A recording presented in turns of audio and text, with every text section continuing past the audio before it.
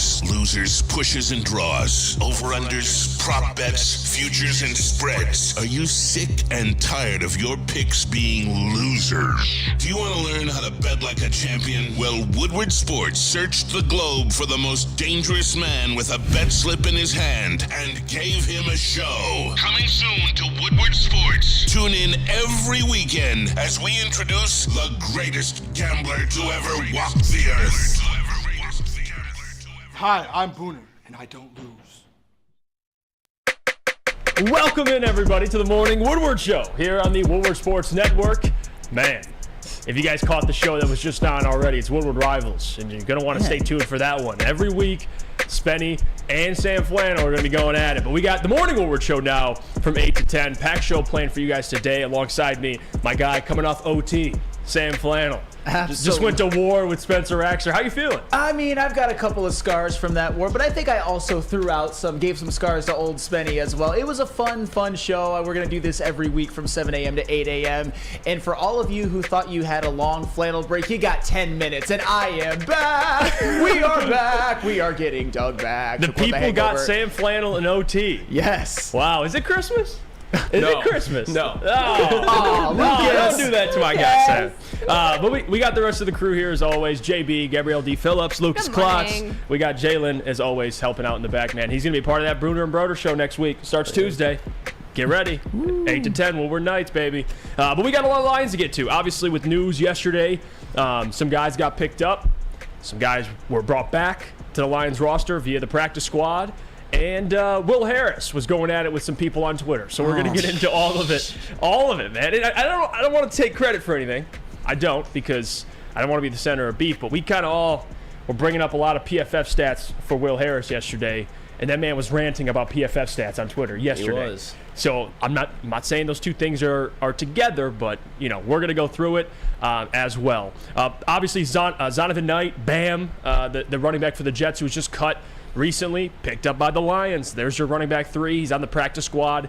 We'll see what happens there, but we're going to talk about him at 8:15, what our thoughts are on that move. 8:30, Chris Jones may be back. Like, this is kind of we're teetering back and forth. One day he's out, another day they expect him to possibly play. Is this a strategic move by the Chiefs to get the Lions on their tippy toes and not know officially if he's playing or not? Probably. 8:45, Marvin Jones. We're going to have a conversation about him because, for those who don't know, he's the oldest receiver in the league. Wow. Is he really? I did not know that. Well, besides Slater, who... Special teams ace. Yeah. I mean, yeah. That's your guy. That's your guy, Lucas. Still take him just as many times as DJ Chark. And Marvin Jones, by the way, even at 33 and a half, he don't look like he's 33 and a half. He really was balling out last year in Jacksonville. He was. He define balling. We'll talk about it more. We'll get into it later. 9 o'clock, we're going to have a conversation about the MVP award in the NFL, who wins it this year. And throughout the rest of this week and next week, before the Lions kick off on Thursday, we're going to be having a lot of our NFL predictions, thoughts on awards, division winners. We're going to get all of that out before the season via the Morning Woodward Show, so stay tuned for that. But 9 o'clock, we'll discuss the MVP award. 9:15, Jonathan Taylor. Chris Ballard spoke yesterday, and I think I lost brain cells hearing him speak. Like, I did, legitimately. What did he say? You're gonna want to hear it. 9:15. He answered some questions about Jonathan Taylor, and there's a mystery team involved in the trades. Right, calling up the Colts, and they may or may not be in the NFC North. Ooh. Besides the Bears, because we already covered the Bears. Another team in the NFC North is interested in Jonathan Taylor. We'll talk about that at 9:15, 9:30. Arizona Cardinals just taking more L's, and I'll explain that at 9:30 because another day, another Cardinals L. They just continue to take L's, and for those who don't know, with Wilkes, their former head coach, and Keim, their general manager, who was just fired, there's stuff coming out about those two, man. Like, they're about to lose their draft picks. Yeah. God. I guess we'll find out. But for right now, let's talk about it. Lions, who were cut recently, a guy like Sterling Thomas V, who we all liked a lot, picked up by the Arizona Cardinals, and that was most recent news. And again, we figured, right, Stephen Gilmore you're going to keep. Chase Lucas was brought back to the practice squad. I'm sure they would have wanted to bring back a guy like Sterling Thomas V, but at the end of the day, there's going to be teams that are interested in him. It's just how this works. They got Chase Lucas back despite other teams offering Chase Lucas. He had offers. He chose to come back to the Detroit Lions on their practice squad, which is big. And I don't think that could be underestimated. But Starling Thomas V, picked up by the Cardinals, Sam Flannel. Yeah, Starling Thomas, he was a guy that, in my estimation, didn't earn a spot on the team with his play in preseason, especially over Stephen Gilmore or even Chase Lucas or even a guy like Khalil Dorsey. So the fact that he was put on waivers, some team is going to pick him up. And I think in a secondary that is not as deep as the Detroit Lions, like the Arizona Cardinals, for example, I think there's a chance that Starling Thomas can play his way onto a roster because you saw the talent, you saw the speed that he has. It's just he was in the wrong circumstance, and that's the risk that you play with, like putting someone on waivers. Somebody can pick them up, and when it comes to cut days and people getting picked up and people coming back to the practice squad, I just have to quote the greatest band of all time, the Beatles. Some have gone and some remain. Tis the season of there's a lot of sad moments, but you know what? There's a lot of Chase Lucas coming back to the practice squad. Who knows? Maybe he'll be in reserve for if somebody goes down in the secondary. Obviously, knock on wood, but still, tis the season. Germain Ifedi, offensive tackle, signed with the Bills. He's gone. A guy who the Lions released as well. Christian Covington signed with the Chargers practice squad. But like I mentioned, Starling Thomas V, he was claimed. The Cardinals were claiming everybody and their mother yesterday. They claimed like 10 people. So all right. Starling Thomas V was one of those people. Dylan Drummond was brought back to the practice squad. Zonovan Knight, like I said, was signed. We'll talk about that in about 8 minutes. Connor Galvin, the offensive tackle out of Baylor, I believe, was brought back to the practice squad. Gave him a little chunk of change, too, because there you go. You want offensive tackle depth. There's your guy. He's on your practice squad, so that's good news. Michael Badgley. The Money Badger, baby. He's back. He's back. You know who's not here? Brandon McManus, Jeff. Michael Badgley. He's back. Listen. Michael Badgley has been cut twice. Like this offseason? Cut 3 times, actually, because he got cut by the Lions, and then he joined the Commanders and was cut, and then he joined the Tennessee Titans and was cut. Well, let me ask and now he's on the Lions practice squad. Why? People keep telling me Riley Patterson's that guy. So why are you picking up more kickers, Sam Flannel? I mean, why? Well, why? Okay, because there are some doubts about Riley Patterson's ability. Yeah, wait a minute. All right. But he's another one. People, if you asked Lions fans what Michael Badgley's field goal percentage is, they'd probably say, oh, he was like 62%. Actually, wrong. He was, it looks like 83.3% last year with Detroit. I'm not saying that's perfect or anything, but like I said, I've been one, and you guys know this if you watched yesterday's show, this idea that the kicking position is this major problem, and it's going to cost Lions games after games after games. It is way overblown. This is Michael Badgley. Come on, guys. Are you really outraged over Michael Badgley? It's not that I'm outraged over Michael Badgley. It's just the Lions have had how many kickers and since Brad Holmes has started. And I'm not saying that's like the biggest stain on Brad Holmes' resume, but you got to figure this thing out. I mean, you're going to be a contender, and you got to have somebody you can depend on. End of story. Oh my goodness, Brad Holmes. Is that over the top? Like, correct me, JB, anybody. Is having a reliable kicker for a team that you expect to make noise in the NFC, is that a bad thing? Or should we just be okay with Riley Patterson? I think that's exactly what they're doing. They just watch Riley Patterson doink a 53-yarder, and those are kicks that he's going to need to make in the regular season. I mean, yes, a 53-yard field goal is a long field goal, but you want your kicker to make those. So you bring Badgley in, let them compete, and the better man wins. But I'm not saying you're wrong for saying that, Jeff. You absolutely need a good kicker if you're a contender. And there's the Robbie Goulds out there, but I mean, Money Badger, he's already been here. I don't think he was terrible for the Lions last year, so I don't hate it whatsoever. And for Riley Patterson, and just to get to some of these comments too, because people are chiming in. Chuck Brewer says, Jeff, ask Sam how the Bills' history would be different with a better kicker. I mean, Scott Norwood missed a field goal. Obviously, sometimes a kicker can cost you a game, but Scott Norwood actually, and I know I'm geeking out a little bit, he wasn't a bad regular season kicker. Did he miss that field goal? Absolutely, and that was bad. And the Bills' whole trajectory as a franchise would have probably been different. They probably would have won multiple Super Bowls, but at the same time, the Bills were in that position because they had a damn good roster with guys like Jim Kelly and Andre Reed and Bruce Smith and Thurman Thomas. The kicker is the way people are talking about the kicker position, just to me, it's maddening. Well, maybe it's also a maddening. positive because if that's your issue, Sure, that's got a pretty fair. good roster. And- If we're talking about the kicker, like that, hence why the 49ers could take a guy like Jake Moody in the 3rd round because they're sitting there going, all right, where's our weaknesses? You know what? F it. Let's just take Jake Moody. Like it's not a bad problem to have, but the only reason why I bring it up, Sam, is because we can talk about it now. Right? Riley's fine. Riley's fine. And then you get to a big moment in Week 11 or to win your division or a playoff game, and all of a sudden Riley isn't fine. Like, that's my concern, but we shall see. It'll play out in front of us this season. If they pick up Badgley, obviously they like Badgley. Right, that is- in that case is- something happens to Riley, they have Badgley. And we shall see. And I think the Lions will be in a position to win a lot of games. And I don't even think they'll need the kicker for some of them, but they might need one And for you a always close come game. at Brady because he got bailed out by who?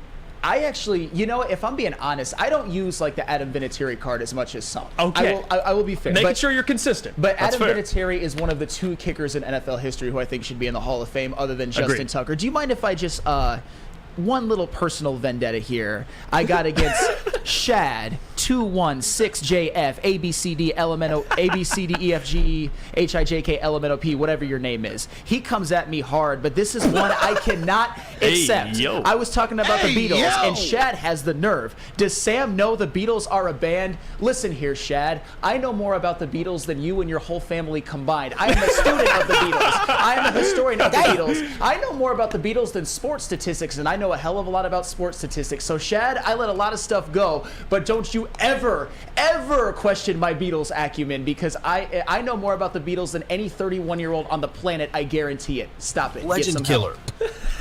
Anywho. Wow. Flannel just sounded off for the Beatles this morning. Yeah. Anywho, Jeff, how about you tell us about Broder and Booner? Yeah, let me tell you about them, guys. Because, listen, the new show coming this Tuesday at Woodward Nights. Because, listen, at nighttime, you get off of work, you're chilling.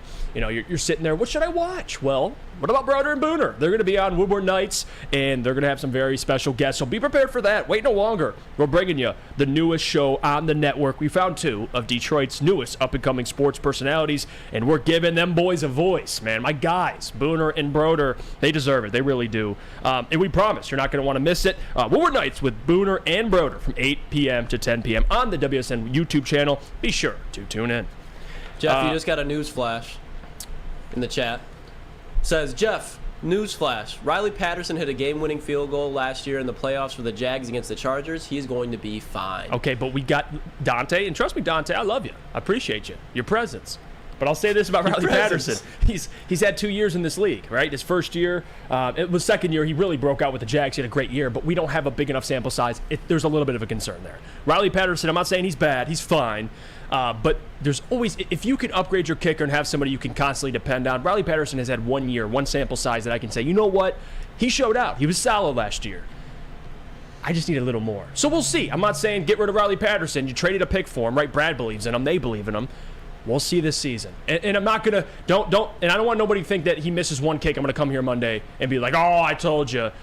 But if it adds up, and we're getting deep in the season, and now you see Dan going for it because he can't depend on Riley, yeah, you bet your ass I'm going to complain. Well, and I'm not. But at first, I'm not going to antagonize the guy for missing 1 kick. But if Dan's in a position where he feels like he has to go for it on 4th down because he can't trust a damn kicker to hit a 52-yarder, I'm going to be furious. But go on, Sam. All right, all well and good, and I'm not saying that you are gonna just like overblow everything Riley Patterson does, but I, as I said yesterday, after what I heard on the Ermanni and Edwards with Maz show, particularly from Ermanni with and Maz, those 2 have Riley Patterson derangement syndrome at this point, because Maz was like he could start for a high school team, and Ryan was just like, oh my God, they can't be down 17-3 because they're never gonna score 3 points. That's the type of stuff that I'm kind of battling against. This idea that Riley Patterson, you would think that he made 60% of his field goals and never made a 50-plus yarder in his career. That is actually false. And that is why, guys, you look at these things called numbers, because you can't let your feelings in the eye test dictate everything. You have to take everything into account.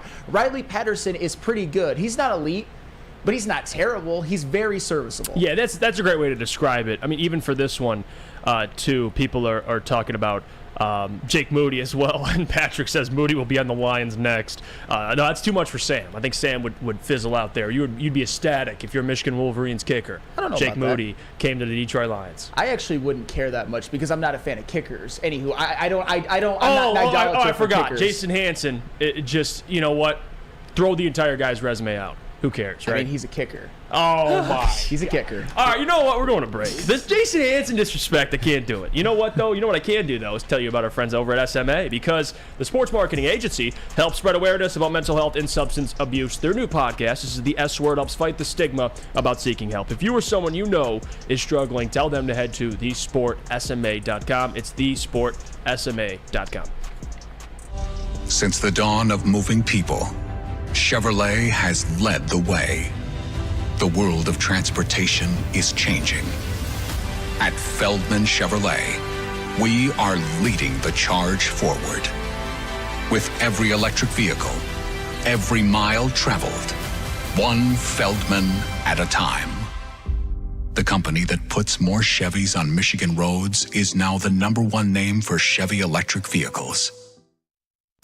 Now, coming to Woodward Sports, Woodward and Main Street, the Woodward Sports Network Detroit Lions show. Let's go! Catch Gabrielle D. Phillips, Matt Broder, and Terry Foster for all the latest news on your Detroit Lions every week. Only on the Woodward Sports Network YouTube channel and woodwardsports.com. Hey, this is Mr. Kearney, Chief Academic Officer, Academy of Warren. I want to welcome you to the brand new field house. The state-of-the-art facility has a regulation basketball court, volleyball court, soccer field. It can be used for 7-on-7 football. Our K-8 academic features AM, PM, latchkey, small classroom sizes, learning street, futuristic media center, free breakfast and lunch, Houghton Mifflin curriculum, academic games, K-8 athletics, and more. Enroll today at academywarren.net. Wondering where the best Lions tailgate is? That's easy. Eastern Market, the official Detroit Lions tailgate party at Shed Number 5 in Eastern Market. Woo! Woodward Sports will be broadcasting live for every home game. 3-star Michelin buffet featuring Chef Ermanni, VIP parking, and even tickets if you need them. How do you sign up? Go to bullseyeeventgroup.com and tailgate like a VIP. That's bullseyeeventgroup.com. It's the Morning Woodward Show. Welcome back, everybody. Don't forget, hit the like button on the video. We'll try to get to 75 likes. If you can do that for me by the end of this segment, I'd much appreciate it. We're back. The entire crew is here, and we're going to talk about the Zonovan Knight signing. The Lions just signed him to their practice squad, and this is where we're at, guys. We're analyzing practice squad signings. We're here. This is where we're at. We got a week. Hey, but the thing is, We got a week, and we're there. I get it's the practice squad, but I think we all can at least acknowledge that the Lions have 2 running backs, David Montgomery and Jahmyr Gibbs. I think Zonovan Knight's the clear number 3. So Yeah. he might be signed to the practice squad, but he's definitely going to get activated at some point. He's going to eventually go on the active roster, I'm assuming. And I'm going to be honest with you. Like, and all jokes aside, I like it. I like Zonovan Knight a lot, and I want to go to Lucas on this because he can break him down more in depth for us. But even in the short sample size we saw last year, I mean, he played in 7 games for the Jets, undrafted rookie out of North Carolina State. And for those fantasy owners, man, I remember Zonovan Knight being kind of scooped up late in the season. Yeah, because he was a nice little ad. Breece Hall went down, and they were kind of just using a running back by committee. And to think about it, guys, like Zonovan Knight in 7 games. And, one of those games he didn't really play at all. I mean, he had 6 carries for -2 yards. So after that, he was done. He had 4 starts. Yeah, like but that. really, truly 4 starts. He totaled 300 yards. I mean, like, that's pretty solid. He had a 3-game stretch against Chicago, Minnesota, and Buffalo. Chicago, he had 14 for 69, almost 5 yards per attempt. The next game against Minnesota, 15 for 90 yards. There you go. There's the stats. Look, he's already got them for us. And then the third start, he had Buffalo, 17 for 71. Like, the guy had a stretch there where behind that Jets offensive line, guys, behind that Jets offensive line, this man produced. Now, you can't hate him, right? You go to the Lions, you got a better offensive line, you get to go to a running back by committee room in case there is an injury. I think Zonovan Knight's someone that could fill that void. I like the signing, I do. I mean, and it's minimal. It's really nothing. Sure. Here's the reality of the situation. It's Zonovan Knight. He's going to be your 3rd-string running back, and I wouldn't really make that big of a deal out of this. But when I tuned into the Woodward heavyweights last night, it almost looked like Easy was taking some kind of a victory lap. Like, I told you we were going to get Zonovan Knight, and we got Zonovan Zonovan Knight. I'm going to pat myself on the back, and I'm kind of like, come on, guys. Here's the thing. We have Jahmyr Gibbs and we have David Montgomery. That is a pretty damn good 1-2 running back combo. But also, running back is a position where you're prone to get hurt because you get pounded basically 20, 25 times a game. That's just facts. So having a decent number 3 running back is, I would say, pretty viable. But even last year, when you look at the Lions, their third leading rusher was Justin Jackson for 170 yards. Right. And that's like given the fact that DeAndre Swift in some games was limited and in some games he missed because he did what DeAndre Swift does. Zonovan Knight is not going to be tasked to do much this year. He might even be on the practice squad for the majority of the year. Because we talk about Zonovan Knight and the good things from last year. He came out of the gate swinging. He had 3 very, very good games to start his tenure, where people were actually saying, Jets fans and I think fantasy football owners, and maybe even rightfully so, Breece Hall who? We've got Zonovan Knight, because he was very, very good. Yeah. But when you look at when we look at the totality of the season, there's one thing that I hate in terms of NFL running backs more than anything in the world, and Lucas, you're going to know what it is. If you don't get 4 yards per carry, this man 3.5.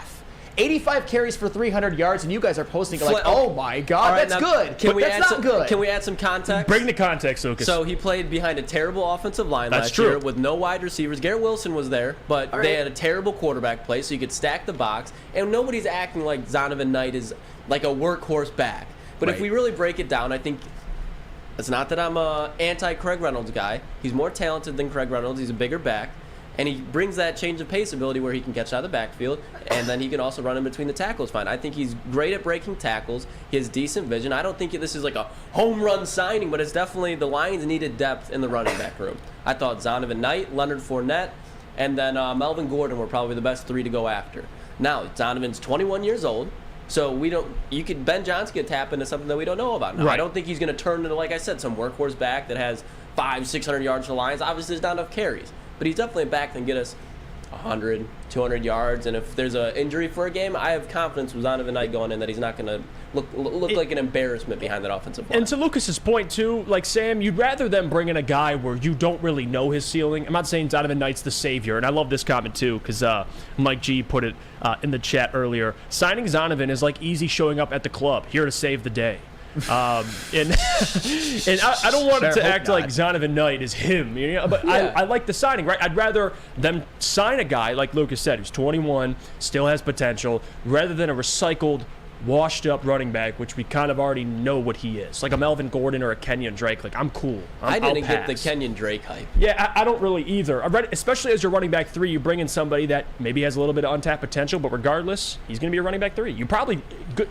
You prefer not to see him. Let's just get that clear. You don't want to see Zonovan Knight, but if you have to, Sam Flannel, the small sample size he showed last year, it's pretty solid. In 3 games. And that is fair. He had 3 very, very good games. And to your guys' point, guys like Melvin Gordon and Leonard Fournette, they were guys who at one time you thought were going to be stars in this league. They both had 1,000-yard seasons. And I don't know what they know that they are. Are they going to accept a practice squad position? Are they going to accept being running back 3? Or do they think they can tap into what they once were? And with a guy like Zonovan Knight, I think he's going to accept this role. He's going to try to reclaim a little bit of the magic he had at the beginning of last year with the Jets, see what he can do with the Lions running behind this offensive line. Because when you look at the guys who were still available, who haven't done a whole lot, you look at Zonovan Knight and then you look at Trey Sermon. I would rather have Zonovan Knight right now because the other guys, even Kenyon Drake, he's a guy who's had a little bit of success in the NFL. They're not, you don't know if they're going to accept a number 3 role. Zonovan Knight, he has no choice at this point. He hasn't shown enough. Right. And Booner, I think, says it perfectly because I do think, and Lucas, you would agree, he's better than Craig Reynolds. Yeah, and it's no, like... Because I just want to read his comment, because he said, Booner says he is a clear upgrade at RB3. He had the same rushing yards in his rookie year than Craig Reynolds did in 4 seasons. He's 21 years old. Like, there you go. For a running back, mic on it. For a running back 3, Sam Flannel, I'll take it. I really will. And Steve says, Zonovan Knight signing sure feels a lot like Joique Bell. Well, I don't know. Joique Bell was pretty productive with the Lions. But regardless, I get what you're saying, Steve, at least for potential. I like Zonovan Knight a lot. Now, do I see him seeing the field this year? No. But Craig Reynolds, even a guy like Craig Reynolds, who I think, Zonovan is better than, when Craig stepped in there behind this offensive line, dude, Craig looked good. Did Craig get reclaimed? I have to double check that. I didn't see yesterday. I know, like, everybody's saying Craig Reynolds will most likely be back with the team, but if Zonovan Knight gets re-signed, they might not be bringing him back. Now, they obviously could, because I think they just straight up released him. Yeah, It wasn't waived. This sounds like a Craig Reynolds replacement. That's what I'm thinking. But we shall see. Maybe they push up Zonovan into the active roster and then keep Craig on the practice squad. But we'll see. I would just rather leave Zonovan Knight on the practice squad. I mean, if injury, like, I think Zonovan Knight will play for the Lions this year. If we go week 1 and he's on the roster still, I think at some point, like if Justin Jackson was getting meaningful reps, and I know it has a lot to do with injury, but if you're a running back, you're most likely going to get dinged up eventually through the season, whether it's for 3 games, for a half, or something, and then you plug in Zonovan Knight. Well, I'll tell you what, you want to watch the people with the sources break down Zonovan Knight, you can do that. It's a Lions Insider show because Woodward Sports Lions reporters Gabrielle D. Phillips, Matt Broder, and Terry Foster, Detroit legend Uncle T, are sitting in the corner of Woodward and Main Street bringing you the latest inside information on the Detroit Lions. Episodes will be coming to you twice a week, all season long, on the Woodward Sports Network YouTube channel on Sundays from 8 a.m. to 9 a.m. and Tuesdays from 7 a.m. to 8 a.m. Premieres on Tuesday, September 5th. You don't want to miss this. Let's get to some of these comments, too, because people are sharing their thoughts. And Bruce Bedrock says, Knight played behind a porous offensive line, and his quarterback was freaking Mike White and Zach Wilson. Sure. So they just stacked the box every time, and he played against the Bills, who had a great run defense. I can't remember the other teams, but it's not like he was just going up against defense you could just walk through. Like, he was productive. I'm not saying he was some superstar, obviously. It's Zonovan Knight. But I just don't know what I'm trying to think of the word. You're standoffish about Zonovan Knight, Flannel. I think you should have some confidence with this signing. I mean, he's running back 3, and that's why I'm not outraged or anything. It's kind of how I felt a little bit initially, and I don't mean to bring this guy up again, about Denzel Mims. I think there was a little bit of an overreaction to what that he was going to bring to this team. And don't get me wrong, I bought into the Denzel Mims hype after a while, and obviously I was wrong. He was off the team. I know you did too, Lucas. Yeah. He's off the team. Zonovan Knight to me is kind of the same thing. Somebody who, and I know there's a lot of context to the 3.5 yards per carry last year, but it's still 3.5 yards per carry. And Lucas, one of his good games was against Buffalo. Mm-hmm. The others were against the Vikings and the Bears. Okay. And I'm not saying that a good game is a good game as an NFL running back, but also after the first 3 weeks, he was, to put it mildly, awful. Was it all his fault? No, but he was. After the first 3 games, he was horrible. His season high after that was 27. His season low was -2. So do you think he could easily, that 27-yard game, do you think with the Detroit Lions offensive line, he could get maybe like 40? Well, yeah, Zonovan Knight, as long as you don't ask him to do too much, which you won't. And that's what I'm saying. Like, he's not going to be asked to do much. He's going to ask you to be a third down running back. And behind this offensive line, you have a guy like Zonovan Knight, as young as he is, and he's not overly dynamic, but he has the ability to catch the ball, run between the tackles. It's a solid signing. Yeah, and the people are letting Sam hear it now, and I like some of these points, like Travis L., for example. He says, Knight is a guy who has higher upside than Reynolds, and that's what you want in RB3 upside. And for this comment, too, Jake says, Flannel doesn't respect anyone who is a depth or role player. It's like everyone needs to be elite or they're nothing. Is that true? No, that is 100% not true. It's just...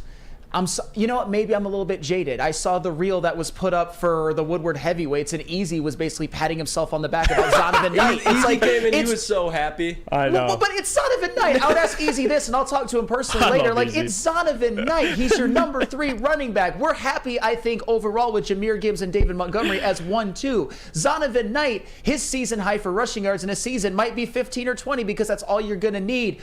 To me, Zonovan Knight, Craig Reynolds, it's who cares? Oh, look Craig Reynolds is a 100-yard game in the NFL at one point. He did. Look at this. Spencer Baxter, Flannel Sam told me after Rivals that he thinks MSU is going to beat Michigan. Well, that is erroneous. I would never admit that. Erroneous? Hit him with the erroneous. Can you use the definition? That's tough. Erroneous, I actually don't know the definition. That sounded good to use that. Well, that's like blasphemous. That's just like something erroneous that's so is another absurd. word for wrong or incorrect. Right.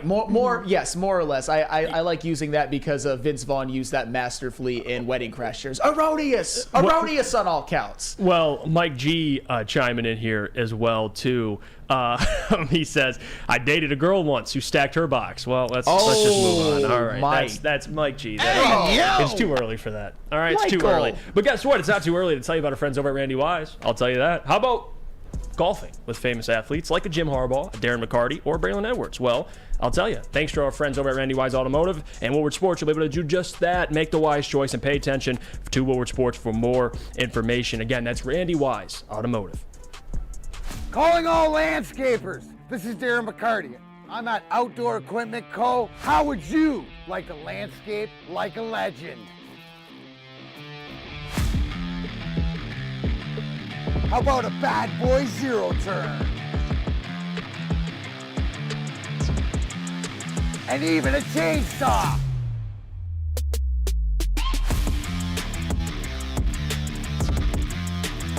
And even a weed whipper. So register today at OutdoorEquipCo.com, and even you could have DMAC on your landscaping crew. Are you a diehard college football fan? Well, it's your lucky day. Join special WSN guests like Spencer Raxter, Flannel Sam, and more every Saturday. Go to our Woodward Sports YouTube channel on Saturdays and tune in live from 8:30 to 10 a.m. Your home is your most important asset. Flexibility in the sales process is key. When you work with Mark White & Associates, you can cancel at any time, for any reason, without penalty. Speaking of flexibility, check this out. Who you work with matters. Hire the best broker in the game.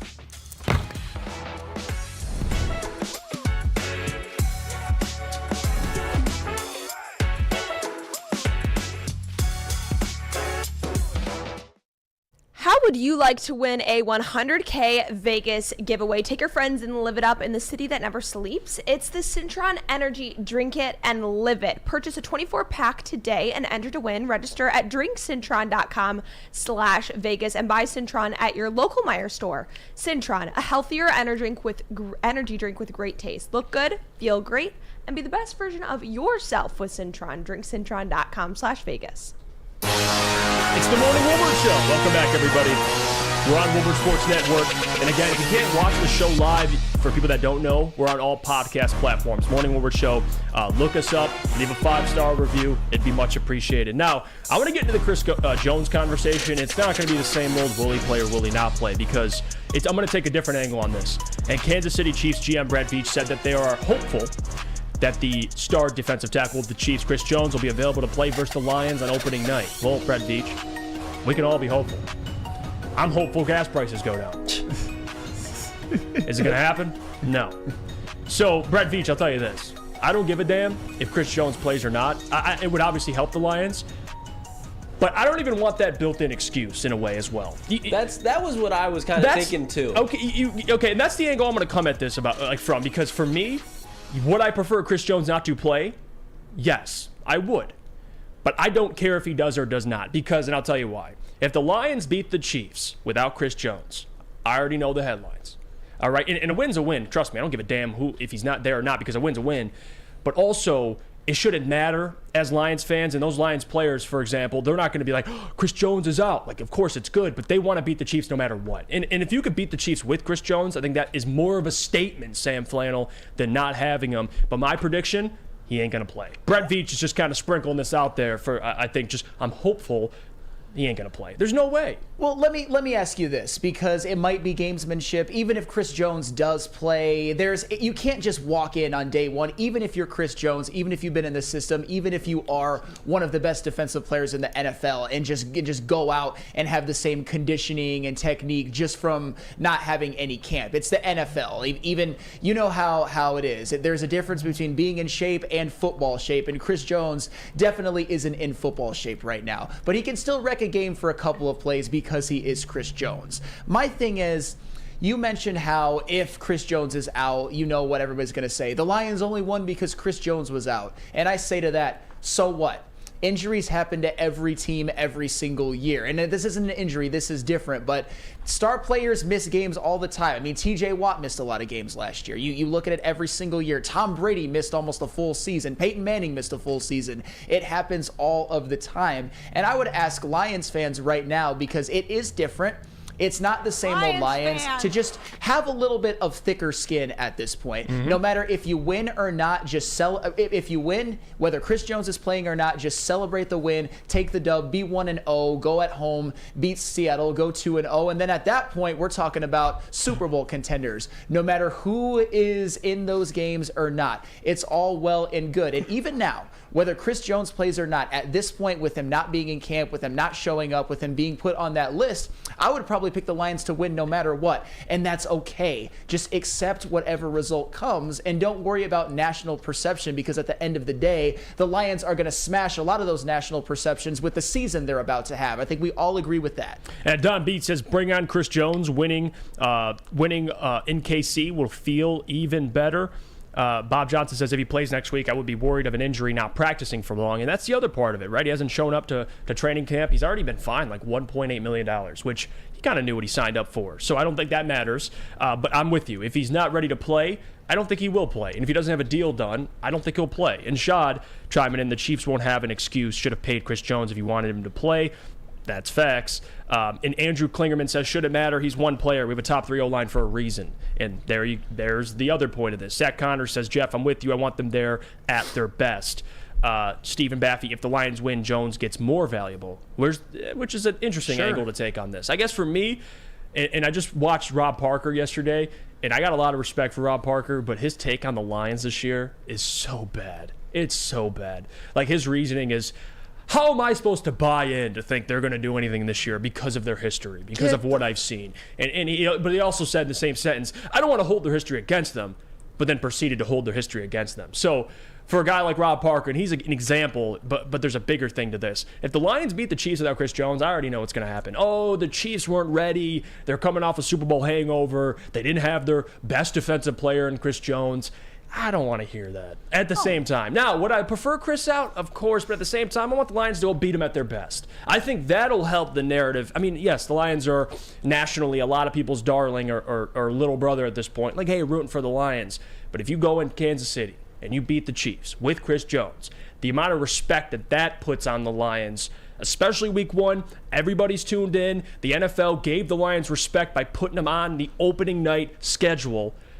I kind of want Chris Jones there just because of how much more impactful it'd be if you beat him. If you beat the Chiefs with Chris. Well, because if you're on the field, there's no excuses. I know I gave out all the reasons why Chris Jones might not be at 100% because of the lack of conditioning, the lack of training camp. I understand that. But if he's on the field and the Lions win, I don't want to hear it from the Chiefs. Oh, Chris Jones wasn't in camp or anything like that. If you're on the field and you're Chris freaking Jones coming off a first-team All-Pro, coming off of 15.5 sacks, a future Hall of Famer, one of the best defensive players in the world, if he's there, I don't want to hear it. But I'll tell you what, think about this, and I want to kind of pose this as a thought for the chat and for all of you guys. I know how valuable Chris Jones is. Obviously, all NFL fans know how valuable Chris Jones is, but what if he isn't there? Wouldn't the narrative be the Lions went in and beat Patrick Mahomes in Arrowhead? Because Patrick Mahomes is the best player in football. He is. One of the best players to ever put on cleats, in my opinion, already. Andy Reid, one of the best coaches to ever coach NFL football. Travis Kelce, the greatest tight end to ever play NFL football. And Creed Humphrey, who I think is the second best center in the league right now. They're all playing no matter what. This is still a high-powered offense. Wouldn't that be the narrative? Like, the Lions beat Patrick Mahomes because when Patrick Mahomes wins or loses, he gets all the credit or all the blame because he's the superstar. True, but at the same time, I think there'll be some pessimistic takes out there. Not that you should pay any mind to them, but it's just it's just how I'm feeling, Lucas. And I know you agree with me. At this point, I'd rather have Chris Jones play, and let's go. I mean, with the Lions' offensive line, I'm still comfortable with Chris Jones playing. Now, if Chris Jones doesn't play, I'm going to have a huge smile on my face because I will feel probably about 60% confident the Lions will win this game. That's fair. And with Chris Jones playing, I'd probably be like 40-60, so it'd probably flip it. The Lions have a chance either way. But just the difference maker that Chris Jones is, there will definitely be a narrative around it because the Lions already, people are always talking about, well, they're past, and then they're going to say, well, this isn't the Lions yet. They just beat the Chiefs, nice, but they didn't have Chris Jones. And then I could also see it against Seattle if JSN doesn't play. They'll just stack it up. Now, do I think that has validity? No, because at the same time, to Flannel's point, that's the best offense in the NFL. And if the Lions' defense was dead last year. You go into Arrowhead with an upgraded defense and you beat the #1 offense probably in the last 10 years, I'll take it. I really don't care what people have to say, because at the same time, yeah, it's the Lions, and this is something that the Lions would normally never do. So I'm not concerned either way. I think with Chris Jones playing, they have a chance. Without him, they have a chance. Big show picks. Who's under the desk, Lucas? Why is your shirt up? Dude, I'm sweating my ass off. I'm sick as hell right now. I've been here early. I'm like, got pitters going on, but I'm holding it down. Holding it down for the morning Woodward show, baby. I've been sick for like 3-4 days. Lucas is the GOAT, man. But Gabby, JB, you guys prefer Chris Jones or out, or at this point you're like, screw it, let him play, so we don't have any excuses built in already? Let him play. That's all I gotta say. Okay, all right. Keep it simple. JB, what do you think? Where are you at with Chris Jones? I mean, to me, it doesn't matter. And Vin Diesel said this best in Fast and the Furious. It doesn't matter if you win by an inch or a mile. Winning is winning. There's no excuse here. Family. That's the a bar. Chiefs knew or were informed that this man may or may not play. So guess what? You have to make adjustments and put the best lineup you have out there to go up against the best team in the NFC North. So it doesn't matter right now. It doesn't matter if he plays or if he doesn't. Winning is winning. If you lose, hey, guess what? You can't make excuses. No, JB. Voice of reason. That now you know. That is why we call this man the voice of reason. That was extremely well said, JB, and I agree with everything you just said. And speaking of Chris Jones, where did he go to college? Mississippi State. He went to college at Mississippi State. And Woodward Sports certainly loves college football. And this Saturday, we are premiering For the Love of College Football as September 2nd from 8:30 a.m. to 10:30 a.m. It is going to be a lot of fun. We're going to do this every single Saturday. It's going to be college game day style with a rotating list of hosts like myself, Spencer Raxter, Easy, and more. And a little inside information, I myself will be on the Week 1 broadcast. I won't be hosting. I will let that be a surprise, but I will be on the desk as well, breaking down everything going into Week 1. And we're going to be doing this every single Saturday. It's going to be a lot of fun. I believe even Lucas Klotz is hosting an episode, and you guys are not going to want to miss that. For all the biggest matchups, for all breaking down Michigan, Michigan State, and all of the top teams, be with us every single Saturday for the love of college football. JB, that was actually probably one of the smartest things that's been said about that topic so far, because I hear a lot, and this is something that kind of bothers me, but like I've said before, this might be my non-native Detroiterness coming out. When it comes to national narratives and everything and not getting respect, I've always thought that was a little bit overblown. I think the Lions have to earn respect. So even if I just want to win, Chris Jones be damned. And as I've said before, the longer this has gone on with Chris Jones, the more and more I'm picking the Lions no matter what. And at this point, if you had to ask me, I would pick the Lions. Just take the victory. It's a win at Arrowhead. And it's not about style points in the NFL. It's about winning the division. It's about getting the number 1 seed. And your pathway to getting the number 1 seed is going into Arrowhead and beating Kansas City. I'm not calling for them to get the number 1 seed, but that's all that matters, is winning your division, winning a playoff game, and national respect will come after that. Narrative be damned. I don't care what they have to say. You should just, wins should cure all the narrative talk. Just laugh in their face. Just win, baby. Just win, baby, as Al Davis would say. And people giving JB some love. Yes. Jesse Adams, JB dropping lines. Eric Allen, thanks for getting me hard, JB. Oh, you wow. going to say you're welcome to Eric Allen? Or? Hey, yo! But you're welcome. Don Beat says our chances would be better without him, but I want to see him just for the challenge. Sure. And that's where I'm at. Spencer Raxter says, Jeff, can you shout out Joey Morrison? Who's Joey Morrison? Is he in the chat? Who is that? Why is everyone quiet? Who is dude, you think I know who Joey Morrison is? I do, but I don't. Just Google it, Jeff. Just Google it. Should I Google it? Like, yeah. What's going to pop up on my now. browser? Who is that? Joey Morrison. We're just Googling him right now as we speak. Who? Oh, no. I don't know who this dude is. Oh, wait. Spencer Raxter says Joey Morrison is a kid from my high school who tried to kidnap the governor. Well, Joey Morrison. Yeah. Joey Morrison's taking L's, dude. Who is that? Is that who it is? Yeah, it's just this weirdo. All right, you know what? Yeah, we're done here. But Spenny went to school with him. Fun fact. There you go. Let's go to break. When we get back, we'll get into Marvin Jones, the wide receiver core. Any concerns? Because I know we've been talking about it, but I just thought it was interesting. Marvin Jones is the oldest receiver in the league, not named unbelievable. Matthew Slater. is what it is. Don't even think of him as that old, honestly. I know, right? Yeah. It's how it works. But before we do that, I got to tell you about our friends over at Planet Fitness. Because, guys, Planet Fitness is the home of the judgment-free zone where you don't judge anybody. And we mean nobody. Feel comfortable and work on your fitness goals. They are here to help you build a lasting, active lifestyle. And again, for more information or to join today, visit your local Planet Fitness or www.planetfitness.com. No matter where you are, there is a Planet Fitness close by. There are more than 50 in Metro Detroit and thousands more throughout the world. It's Planet Fitness. Winners, losers, pushes and draws, over-unders, prop bets, futures and spreads. Are you sick and tired of your picks being losers? Do you want to learn how to bet like a champion? Well, Woodward Sports searched the globe for the most dangerous man with a bet slip in his hand and gave him a show. Coming soon to Woodward Sports. Tune in every weekend as we introduce the greatest gambler to ever walk the earth. Hi, I'm Booner, and I don't lose.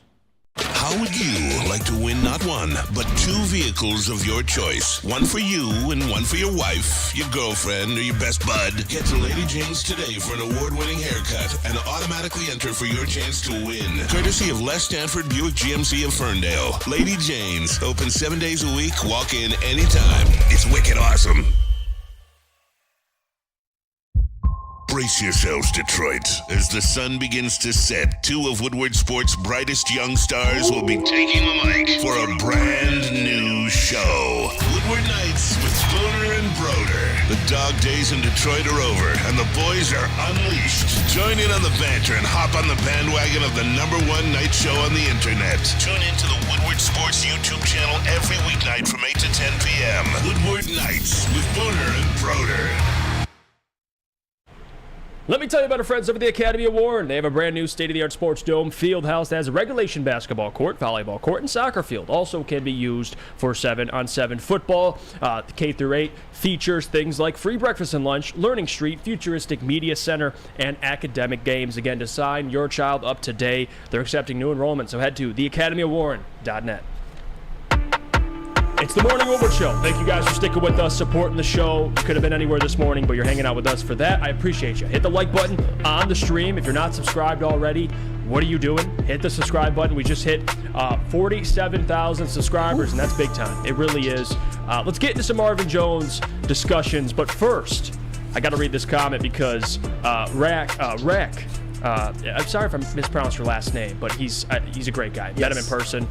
He's always hanging out. He watches Big D Energy. Oh, yeah. And he did mention, is Sam going to respond to Neil Rule's call out? He's saying he made you yesterday. Ooh, I was listening in the back when that happened. And you know what? Neil Rule, and you're expecting me to go at him right now.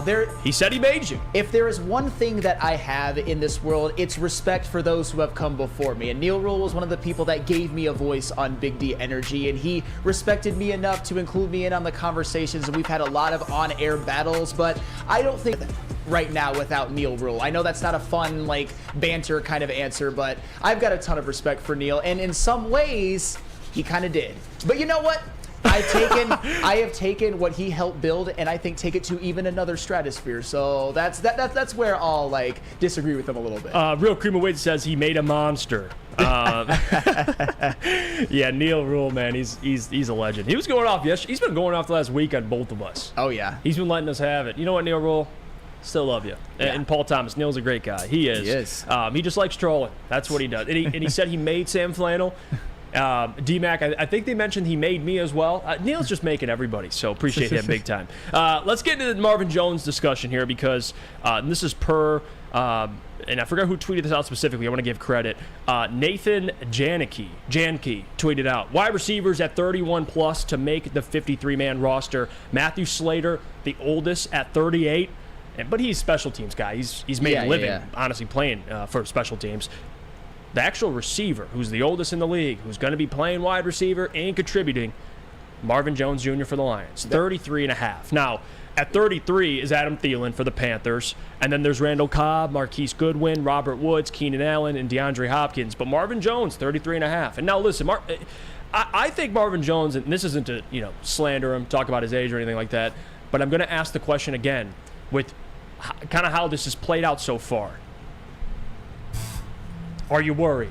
with this wide receiver core because they haven't really made any moves, right? They addressed RB3. They got Zonovan Knight, but Dylan Drummond's on the practice squad. They waived Chase Cota with an injury settlement. This wide receiver core is pretty much what it is. You got Antoine Green, Khalif Raymond, Josh Reynolds, Marvin Jones, Jameson, not going to be there the first 6 games, and you got Amon-Ra St. Brown. I'm going to tell you this, Sam Flannel, I'm still concerned.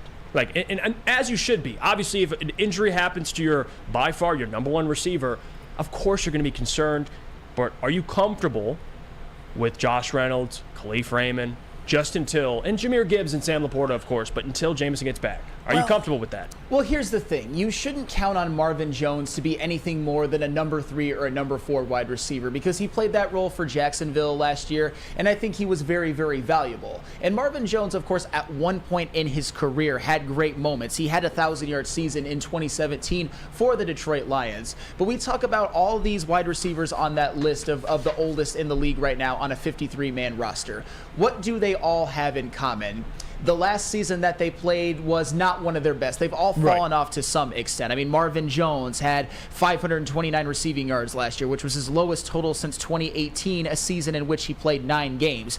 Even Adam Thielen, his receiving total last year in terms of yards was his lowest since 2019, a season in which he only played 9 games. Adam Thielen is younger than Marvin Jones. What about Randall Cobb? We all know that Randall Cobb is washed. 4 out of his last 5 seasons, he's had under 500 receiving yards. He was once an 1,000-yard receiver. You look at Marquise Goodwin, last 4 seasons, under 400 receiving yards. He's younger than Marvin Jones. He had 962 in 2017. Robert Woods, last season was his career low for receiving yards. Keenan Allen, last season was his lowest receiving yards and games played in a season since 2016, in which he played 1 game. And even DeAndre Hopkins, the best guy on this list by far, the one who's a future Hall of Famer, last 2 seasons, and I know one of them was for a suspension, but one was for injury, his career low for yards and games played were in the last 2 years. My point is that Marvin Jones, you can't expect too much from him because wide receivers don't typically have a career renaissance at age 33, and I think he'll be 34 at some point during the season.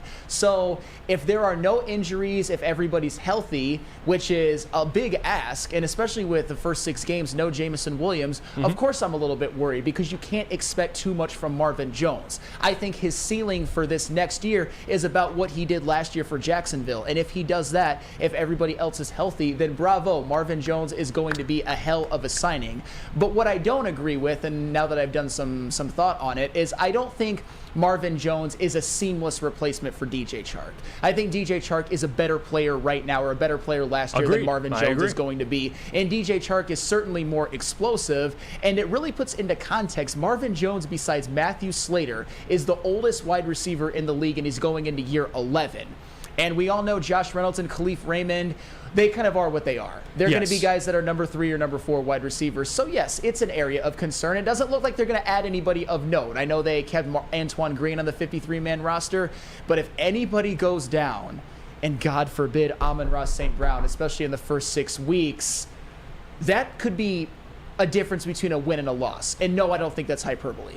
Yeah, and again, for Marvin Jones, he has a role to play. He signed to really nothing. Like, the price they pay for Marvin Jones is really nothing at all.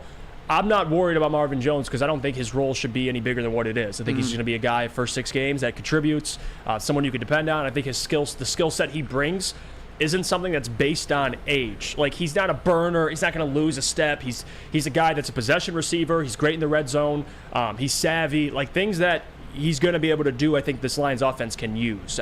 But again, for people who expect a big season on a Marvin Jones, I think are being sold the wrong goods. But Jalen, what do you think about Marvin Jones? You confident? Not to be like a number 2, number 3. I know he's older now. I don't expect that much production from him, but I know he'll come through when necessarily like red zone play, stuff like that.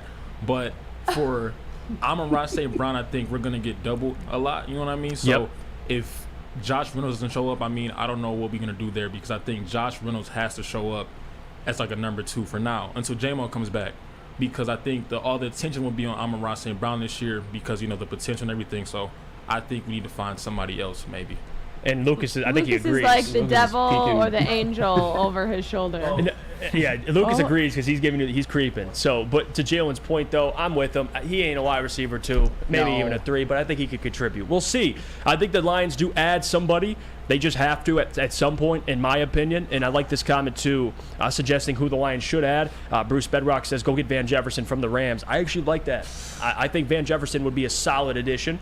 Again, not somebody that's game-changing or game-breaking, but another burner, younger, and he thrived in that Rams system. I think he'd do fine in Ben Johnson's system, but there's a name, for example. And I talked about Van Jefferson a couple of days ago. I think Van Jefferson actually could be a borderline game changer when it comes to the Detroit Lions. I think with him, you certainly have an adequate Jameson Williams replacement for the first 6 weeks because he's a known commodity. And I think with Van Jefferson, they could potentially have the best offense in the NFL, like a team that could approach 30 points a game. But JB, let me ask you this. If you want to bet the over-under for Marvin Jones receiving yards, who can you go to for advice? Oh, man. There is one man here at Woodward to go to. You need that lock for College game day, or if you should take the under for the Bears on Sunday, or if you just need to know how many glizzies Joey Chestnut is going to house this year, and that man is Booner of Woodward Bets. Have no fear, Booner is locking in all football season to bring you the best picks only on the Woodward Sports YouTube channel. Saturdays, 11 a.m. and Sundays at 11:30 a.m. premiering September 2nd. College football, he's got you. NFL football, you know it. Woodward Bets, watch on the Woodward Sports YouTube channel. Coming soon. And I don't want people to underestimate the impact of a guy like Jameer either on the receiving side of things, because I've been saying this, and Brad said it, but I've been trying to echo it as much as possible. You can't put him in a box as just a running back. That's his position, but he's also just a weapon. He's going to be lining up in the slot. He's going to be catching passes out the backfield.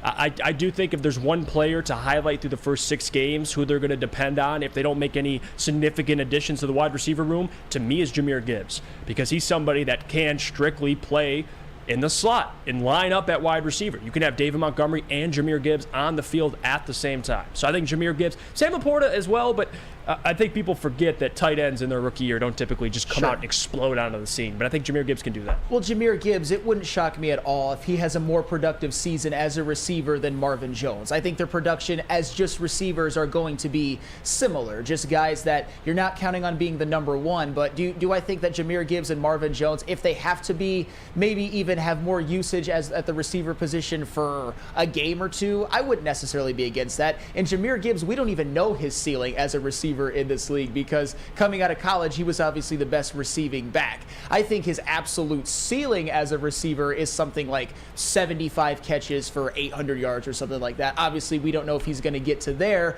but he is going to get a lot of usage with Jameson Williams out as well. I know sometimes we forget about him because he's technically a running back, but Jahmyr Gibbs, he's going to be asked to step up very, very quickly, pretty much from week on, and be one of the most valuable skill position players on this team. I hope he can handle it. I think he can. We shall see. Chuck Brewer says one of the NFL morning shows had Gibbs as his number 3 breakout stars for this season. Big Show picked 7. Laporta 7 TDs before the bye week. Jesus. Is that Lucas's burner? If Sam Laporta gets 7 TDs before the bye week, start making the Hall of Fame jacket. Lucas might be Lucas, right. Yeah, Lucas may be onto something. Spencer Raxter, what the hell are you doing? Spencer's on one today. He is on one. I mean, he's cooking. You get Spencer here early. He's telling me to shout out who. No, I don't know who that is. I don't know who that is, and I don't want to say it either because I don't know. Again, things that I'm not aware of, I don't want to say it because I'm walking into a trap here. So I don't. Who is that? Who the hell is that? Does anybody know? What's the name? I have no idea. Say it. You say it. Mr. Barberi?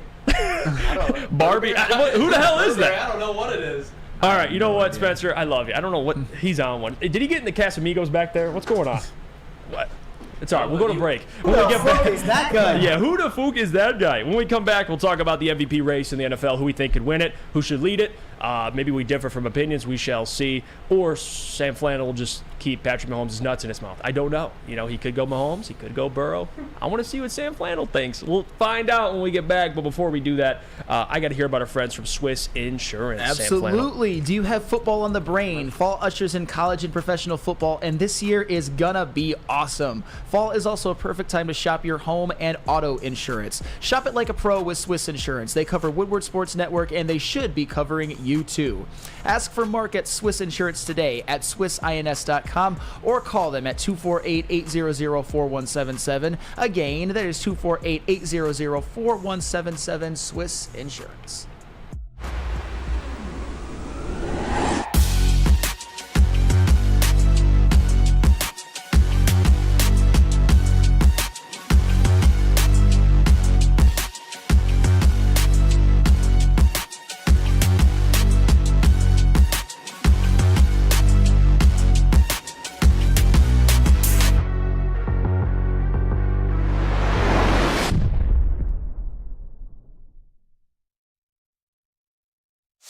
Join Woodward Sports' own Jeff Iafrate, along with special WSN guests for the most anticipated Lions season in decades. Filled with different surprises and expert analysis. You're not going to want to miss out. Go to our Woodward Sports YouTube channel on Sundays and tune in live from 9:30 to 11:30 a.m. Gabby is a college student struggling to study for her big exam. Then she discovered Syntron, a healthy way for her to stay awake and focus. Jennifer frequently has chaotic days like this until she gets online, orders some Syntron, and finds her groove. April visited her local grocery store, purchased a case of Syntron, and entered to win the Syntron 100K Vegas giveaway. Pick up your case of Syntron today at any Meijer location or visit drinksyntron.com/Vegas and enter for the 100K Vegas giveaway. Check out the Woodward Sports Network on YouTube. The best sports coverage by the best personalities in Metro Detroit. Stop settling for constant Kool-Aid drinking and get the content that counts. Our experts know the inside scoop on the teams that are not afraid to share, and they're not afraid to share their real opinions. Subscribe now to the Woodward Sports YouTube channel today.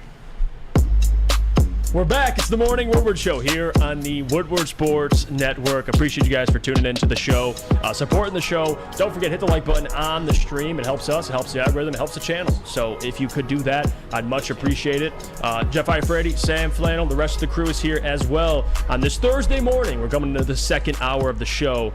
And Spencer Raxter wants me to shout out somebody, and his reasoning is, well, I'll have your back against Neil Rule. Yeah, I don't think so, Spencer. I don't think you're going to have my back against Neil Rule, but I love it. I listen, for all the people who, and I'll just say this because I don't know who the hell it is, and I don't really give a damn, to be honest with you. Per Spencer, shout out to Mr. Barbieri. Is that how you pronounce it? There you go. Shout out Mr. Barbieri. There you go. Damn it. All right, let's move on. There you go, Spenny. You happy? Watch. I'll mind you anything. Watch. 11-1. Pay attention. Neil Rule's going to come at me. Spencer's going to sit in that booth. Not say a word. I already know it, Spenny. We'll see. I already know it. But I love you. You know that. All right, let's get to the next topic here. MVP of the season for the NFL. A lot of guys in the race. Every year, it's going to be a quarterback. We know this. It's a quarterback award. You can't run from it. Patrick Mahomes, Joe Burrow, Josh Allen, Jalen Hurts. Probably expected a top 4 race right there. I don't really foresee anybody else. Jared Goff, we talk about being a dark horse, but realistically, I think it's a 4-man race. But Sam Flynn, I'll start with you. What do you think? Who wins MVP this season in the NFL?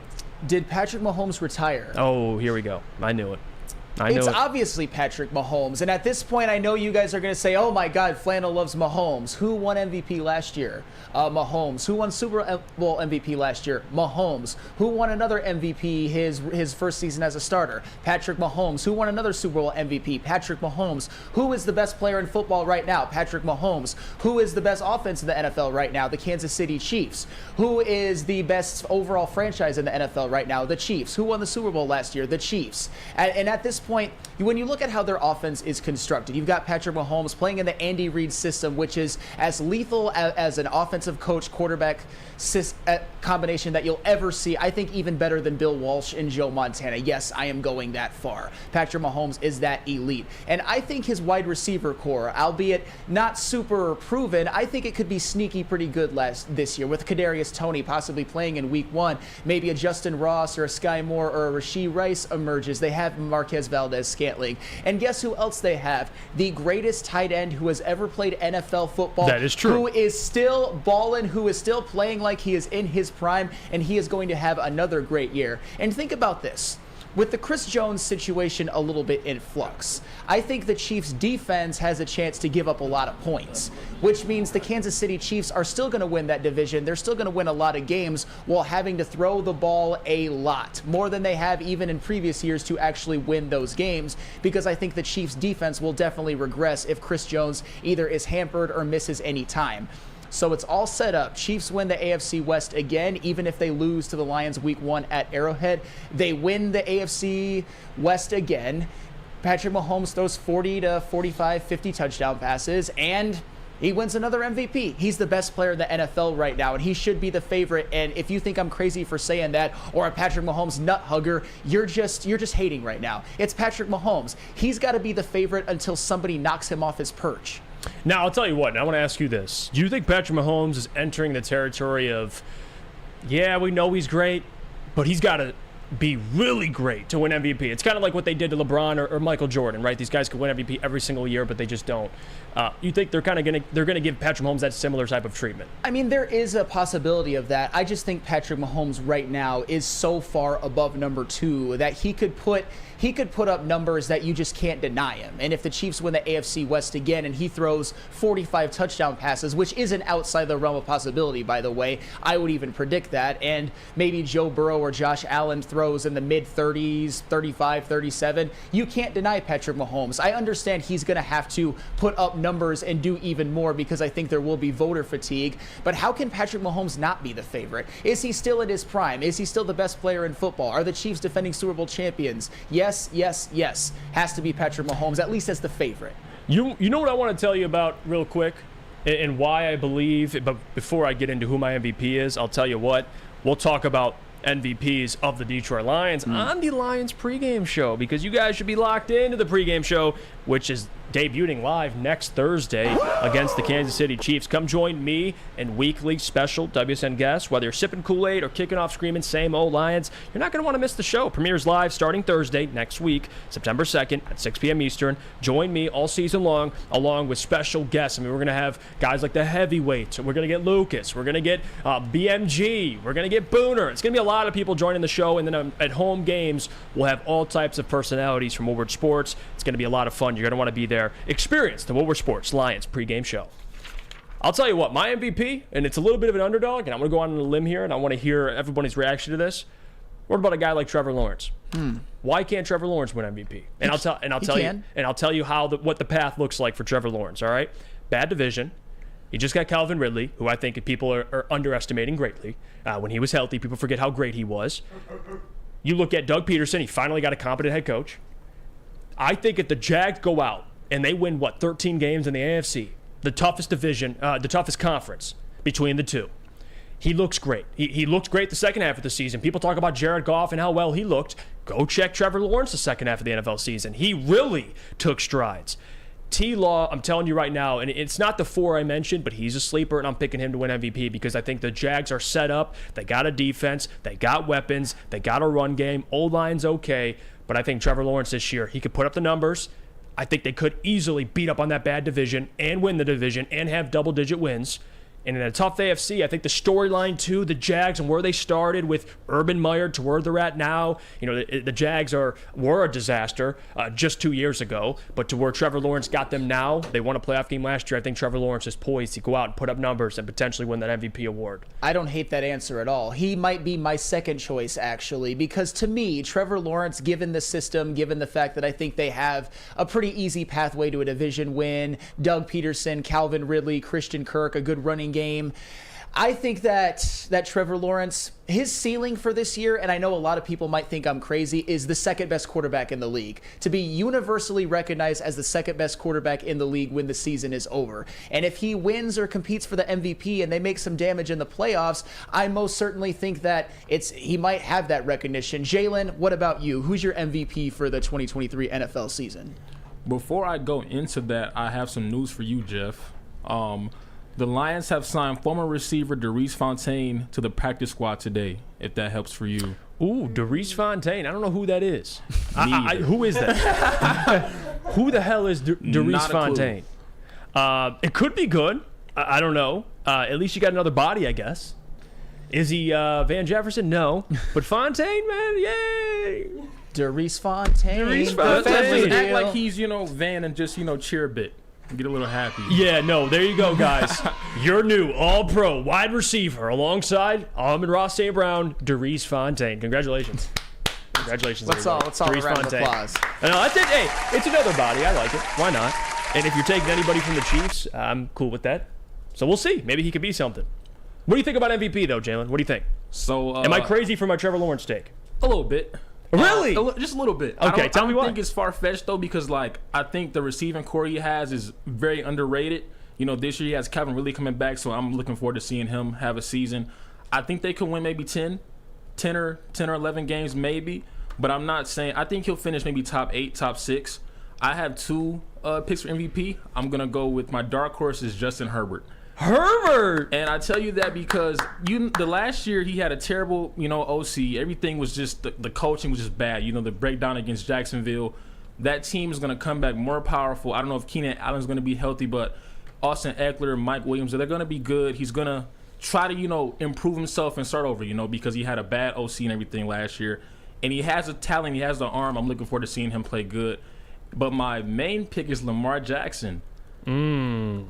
I know Sam doesn't like that. He doesn't like that.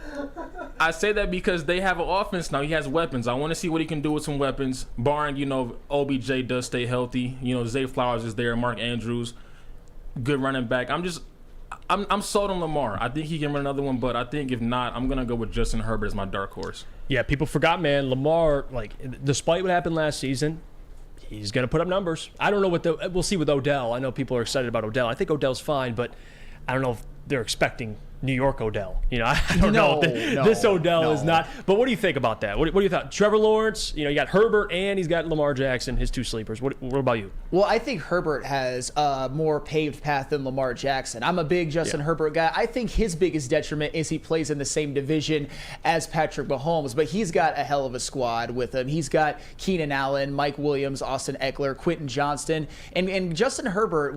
How soon people forget, he has the most touchdown passes for a person's first 3 years in the NFL. He has the second most to Dan Marino, 94 in 3 seasons. The dude is... He just needs a head coach. Absolutely. He might get one if the Chargers fall short of expectations. The dude is a superstar. Lamar Jackson, I know this kind of becomes an old narrative and a trope, but I don't trust him as a passer enough to win the MVP again because he's only had one 3,000-yard passing season in his career. 36 tutties, and too. His MVP season, yes, that was a phenomenal year. He also set the record for rushing yards in a season by a quarterback.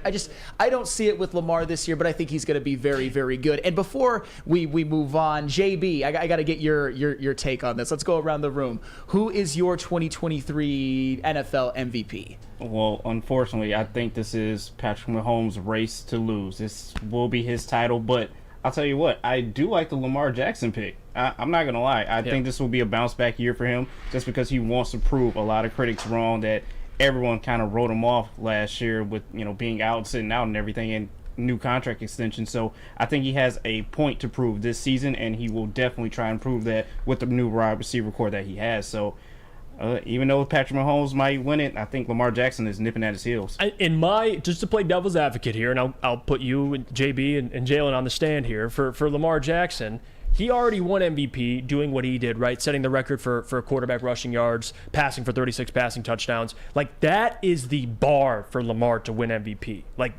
He did it for himself. He's got to go out and do that same thing, if not better. In my opinion, I think he can do it. He has the weapons this year. He has an arm. They expect him. They just say all he can do is run. The typical thing. But he's proven it before, over and over. They just need to stay healthy. I don't expect OBJ to go out there and give you 1,000 yards this season. I don't. But I think if Mark Andrews is doing what he regularly does, and Zay Flowers he's an X factor. Zay Flowers and Rashad Bateman too. Yeah, Zay Flowers is nice. Bateman's still there too, I believe. So it's just. He can do it. He can throw. He can run. He can do it all, and they're gonna win. They're gonna win his contract year. He just got paid.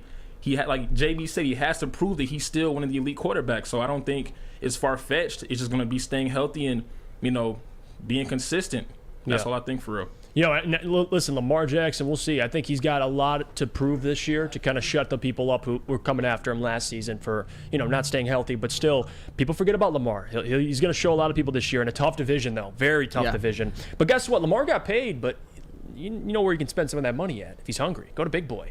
I'm sure it'll be a fraction of the money Lamar Jackson got paid. But guess what? Burgers and chicken sandwiches are taking over at Big Boy. It's burger time. Try the best cheeseburger of our new pretzel bacon cheeseburger. The pretzel bacon cheeseburger. Craving chicken? Well, try the Dolly chicken sandwich or turn up the heat with Bob's hot chicken sandwich. Save room for dessert because they have treats. The Reese's chocolate peanut butter thunder cake or satisfy your sweet tooth with their funnel cake fries. Again, our friends over at Big Boy.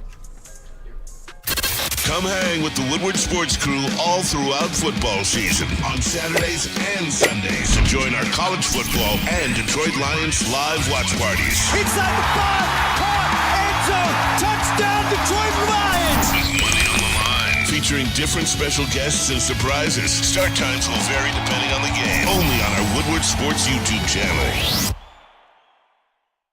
Big Boy Strawberry Fest has officially arrived, and we're here to show you the very best flavors of the season. Satisfy your sweet tooth with our deep-fried vanilla Oreos, strawberry hot fudge cake, and a slice of our classic strawberry pie.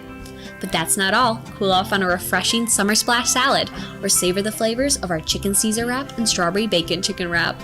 And for breakfast lovers, don't miss out on our strawberry hotcakes or our mouth-watering red velvet waffle.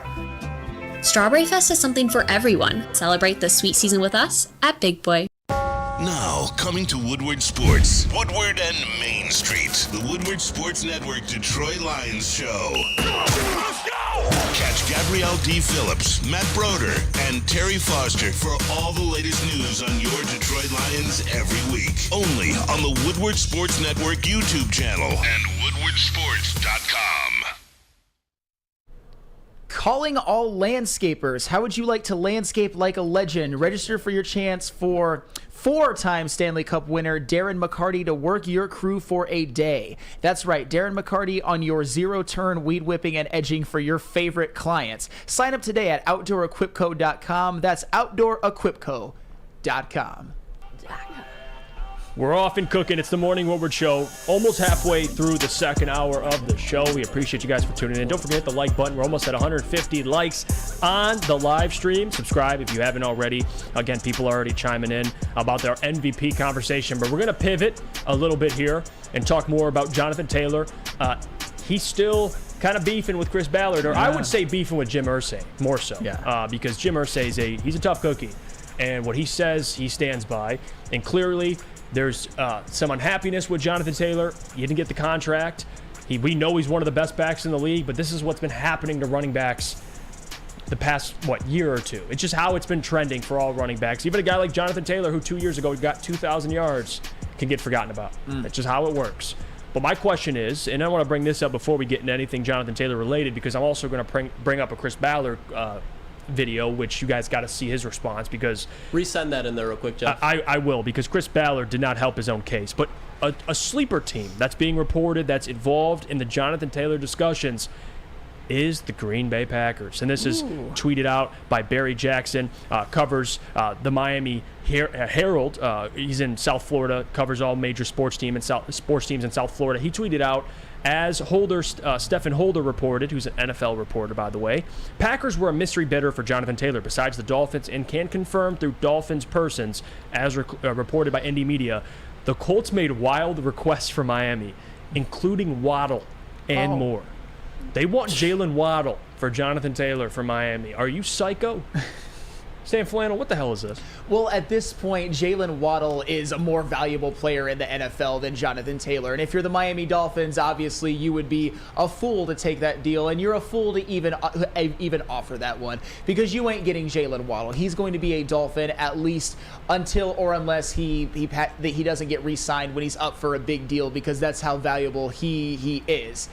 Like Jalen, Jim Irsay at this point, and I actually saw this in the chat the other day, and I don't want to miscredit who it is, so I just won't say who it is because I can't quite remember. Is Jim Irsay one of the most slept on worst owners in all of the NFL? Yeah, he's up there. Because he did get a Super Bowl with Indianapolis, but that wasn't Jim Irsay as much as it was Peyton Manning and company got them a Super Bowl. But because he's in Indianapolis, because they don't really have a storied history, and because they do have one Super Bowl in the last 20 years, I think Jim Irsay's tenure gets a little bit, he doesn't get the same hate that, say, like a Dan Snyder gets or somebody like that. Should he get Dan Snyder hate? I'm not sure. But Jim Irsay, he's the type of owner that can torpedo this franchise even further because it's not looking good for them right now, unless, of course, Anthony Richardson turns into a star. But Jalen Waddle for Jonathan Taylor, that's just not a fair trade right now.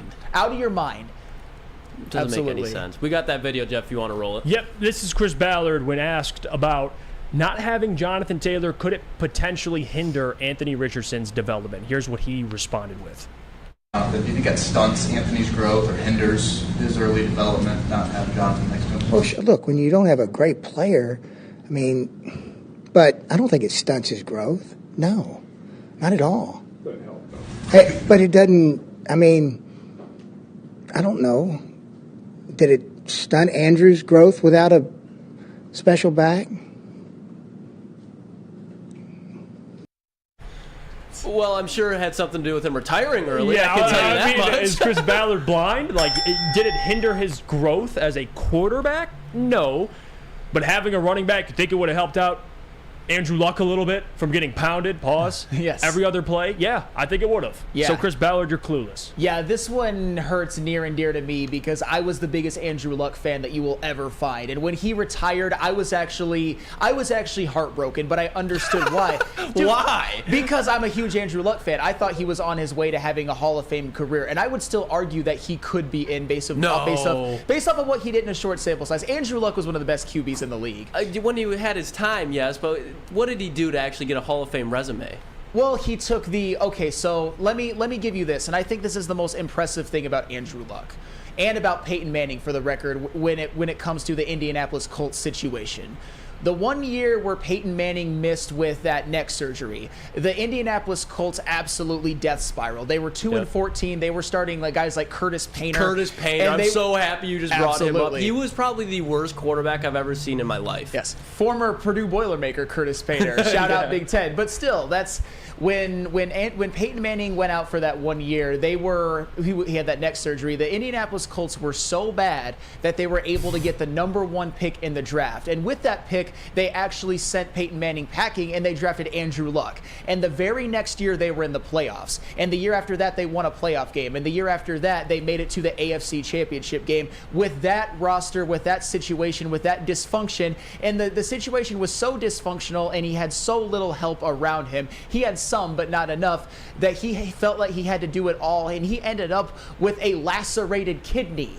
And then he had to miss an entire year with, I believe, a shoulder injury. So I think that bringing up Andrew Luck is a bad example because he is the perfect example of a quarterback who was hindered by his situation. He could have been one of the best quarterbacks who ever lived, but instead he probably won't go to the Hall of Fame because he had to retire after basically starting for 4 or 5 seasons. Yeah, no, you're spot on. I don't think he'll be a Hall of Famer, though. I mean, Easy said you don't think Big Ben's a Hall of Famer. Oh my God! Are we going to do this again? Well, hold on. I don't want to get into it. You guys don't think Big Ben's a Hall of Famer? No, I'm just wondering where Sam's at. Are we at. talking about Roethlisberger or Wallace? I think you're talking about Roethlisberger. Yes. Yeah. Yep. Yeah, Ben Roethlisberger's a Hall of Famer. Okay. I was about to freak the fuck out for a second. Like, bro. Or I'm wondering if he was talking about Big Ben. Big Ben as in Ben Wallace. But regardless, who cares? Andrew Luck, I don't think is a Hall of Famer. But still, to your point, Sam, yeah, it hindered his at least ability to not get hit. Right? I mean, for anybody that knows football, Lucas, I'll throw it to you. Run game. Quarterback's best friend. It's something that we were never able, or Lions management was never able to give Matthew Stafford consistently. A good offensive line, a good run game. He gets to LA, has a run game. Like that matters to some extent. Jared Goff now has a run game, and that's what you want for every quarterback. So Jonathan Taylor, you don't think it would help? Anthony Richardson? Hell yeah. It 100% would, because you have a successful run game. Let's say Anthony Richardson is throwing the ball 20 times a game. Without Jonathan Taylor, well, now he's probably throwing like 25 to 30. With Jonathan Taylor, he can sit at that, and he can slowly learn through his progressions. The game will slow down for him. But, I mean, it's just everything about it. everything about Anthony Richardson, he would get helped out if he had Jonathan Taylor. Just how the defense would game plan, the flow in which the offense would go, like the play action pass. Imagine having Anthony Richardson off a play action, and now he's one-on-one with a linebacker on a bootleg or something like that. Right. You now have that linebacker. He's got to go either guard Michael Pittman, Josh Downs, Alec Pierce, or Anthony Richardson can run. So Jonathan Taylor, to say that he would have no impact really to Anthony Richardson's development, I think is just ignorant. I think he had no clue what to say. You could see him like mid-sentence. He's like, yeah, I don't know. It's like, yeah, you do know. And this is the whole reason why you guys probably shouldn't be shopping Jonathan Taylor right now and pay him instead of trying to ship a whale all the way across the country and it die. I mean, think of the RPO, like you said, man. Like the RPO with Anthony Richardson and Jonathan Taylor, man, would put fear in people's eyes. Especially in the AFC South. Yeah, no doubt. Name a linebacker in the AFC South besides Darius Leonard that's actually something. Yeah. And Darius Leonard, Shaq Leonard's on the great Colts. point. Oluwakin, but still. Yeah, he's a productive guy, but as far as a talent, like he's no stopper. Leonard. Yeah, he has like 100+ tackles this year, no doubt. Chris Ballard also said something stupid too. They asked him about, why not just re-sign him? Like, why not just give Jonathan Taylor what he deserves? And Chris Ballard's response was, we won 4 games last year. So, as if that was on Jonathan. Matt Ryan was the quarterback. Yeah. What? As if that's on Jonathan Taylor. Like, dude, and I'm not the one to say, because you got to understand the running back position in the NFL. We just watched the Chiefs do it. You draft some guy in the 7th round, you're off and running, go win a Super Bowl. Like, the running back position isn't the end all be all when it comes to impacting winning. But you can't deny a situation like the Colts, who had other problems besides Jonathan Taylor. To even bring him up as a reason, or he didn't affect winning, is just stupidity. You can't deny that having a guy like Jonathan Taylor with Anthony Richardson, while Anthony Richardson's on a rookie contract, by the way, you could afford to pay a guy like Jonathan Taylor. To not have him, I'll tell you one thing. An RPO with Anthony Richardson and Jonathan Taylor is much more deadly than Anthony Richardson and Kareem Hunt. I mean, in case nobody knew. I mean, like earth to anybody who didn't know that, obviously. But here's Chris Ballard. Let me just and just listen. Let me defend Chris Ballard on one regard, because what he said on its face is dumb. But here's the thing: right now, the philosophy in the NFL, and it pretty much seems like almost every single GM is following this, is do not pay running backs under any circumstance whatsoever. And Jonathan Taylor, although, and let's not look at last year because he was hurt for part of the year, and that situation, Darius Leonard was also hurt, Shaq Leonard, was also hurt for most of the year. That was just a bad situation all around. Let's look at 2021, and it was not Jonathan Taylor's fault at all. He was their best player, certainly on offense. He rushed for over 1,800 yards and 18 touchdowns on 5.5 yards per carry. And they still didn't make the playoffs. It wasn't his fault at all, but does a productive running back, does one of the best running backs in the league affect winning to the point where you want to pay more than you want for him?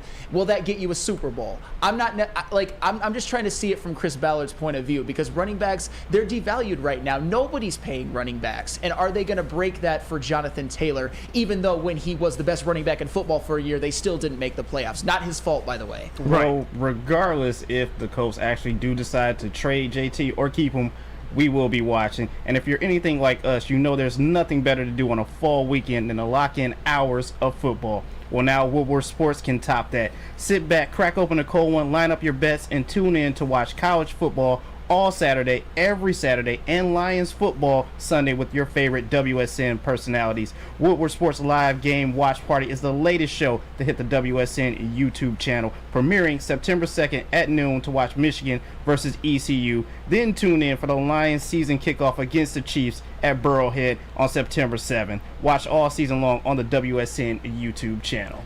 Wow, people are going in here on Anthony Richardson. Big Show picks. AR doesn't even want to start. He wants to be a rapper. I don't know oh, my that. God. That's, CJ making raps, too. Like, the guy can do what he wants. The guy, yeah. Anthony CJ Richardson will be fine. has a resume in the NFL. Blade says... that was funny, Flannel. Blade says they'll be fine. Anthony Richardson will be the running back. He never showed that he could throw the football at Florida. That's the only question Anthony Richardson has to answer for me. Yes. Is the completion percentage. You can't just gloss over that. And I've been consistent with Anthony Richardson. I wouldn't draft him. Like, if I'm the Colts in that position, I get it. You got to take a swing on a guy that you could see being potentially a superstar. But, I mean, you guys know how I feel. Me and Lucas differ in this. I like Stroud. I like Bryce Young. He doesn't like Stroud. Take Stroud all you want. Yeah, you can take have Stroud, well, okay. Especially at 2. All right. I'm taking Anthony Richardson at 4 or 5, whatever it was, instead of C.J. Stroud at 2. Yeah, every day I think of the week. you are outside of your mind for that, but that's okay. That's okay. I have a problem with quarterbacks who can't complete 54% of their passes in college. And for the record, Anthony Richardson should gift like more than half of his salary to Josh Allen, because the Josh Allen paradigm. Wait a minute, Lucas. Josh Allen also was a guy who couldn't complete 55% of his passes in college, but he actually panned out. And that is why they drafted guys like Will Levis. They drafted guys like Anthony Richardson, guys who are based on potential in size and everything and arm talent. And because Josh Allen actually worked out, they want to create the next version of him. Obviously, Anthony Richardson is a better athlete than even Josh Allen, but still, most quarterbacks back in the day, if you can't complete 54% of your passes in college, you shouldn't be a first-round pick. But you know what? I've given that take many, many times. I have my doubts about Anthony Richardson, whether JT's in the backfield or not. And no doubt about it. I'll tell you what, we'll go to break when we get back. I want to get into the Will Harris stuff because Will Harris was, getting cooked. Off the field, too. Yeah. I ain't gonna lie, I'm getting cooked. Yeah, that's Will Harris. We'll get into that discussion and more, but before we do that, Sam Flannel, could you tell everybody about our friends over at Guardian Alarm? Absolutely. Let Guardian Alarm offer you customized solutions from real experts. Our professional technicians take the time to recommend security and automation solutions specific to your needs. 24/7 professional monitoring. Call us anytime, day or night, and know that a Guardian team member will stay on the phone as long as needed. Technology backed by people. Your safety and security deserves technology that's been proven to work and people who have been proven to care. Call 1-800-STAY-OUT. That is 1-800-STAY-OUT. Your Guardian Alarm, your local security experts. The sports marketing agency would not be who we are without great community partners like Higuera Health and Carol Zuniga. It's an awesome opportunity to partner with your organization. Higuera Health is a comprehensive behavioral health organization. We serve children through older adults with mental health, substance use, and developmental disabilities across Western Wayne counties, and really excited to now be in downriver communities as well. Give us a call at 734-458-4601. Have you ever argued with your little brother? How about some random guy you're stuck in a room with for an hour? Flannel Sam and Spencer Raxter are at each other's throats. One Spartan alumni and one Walmart Wolverine are locked in a room with nowhere to hide. You're welcome. Whether it's go blue or go green, you can go to woodwardsports.com for all the action. Coming soon to a device near you. At work and at home, we're there with smarter security solutions. Featuring complete automation with customized alerts and more. For over 90 years, we've been the company that's been counted on to protect what matters most, all with personalized service and care. Right now, for a limited time, receive a free video device plus free installation with a new home system. Guardian Alarm. We protect Michigan.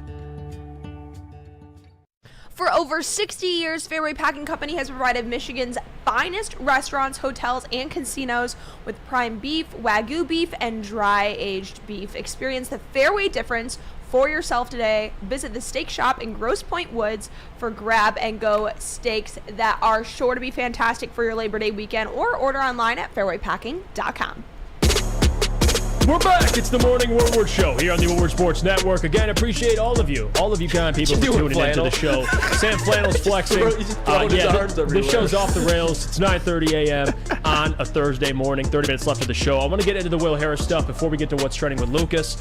Don't forget, everybody, hit the like button on the video. We much appreciate it. Helps out the algorithm. Helps out the boys. So much appreciated. But could you put up the first Will Harris graphic? Oh, yeah. I'll tell you if it's wrong. I know it's a little confusing. There's a couple screenshots, but here's the first one.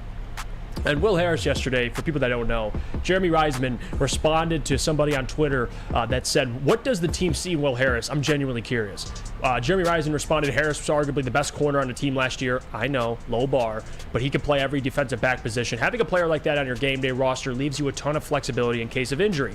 Will Harris chimed in, dude, and he's not even on social media really at all. Like, the guy, he just came out of the cave and said, "You know what? I'm coming at some people's throats today."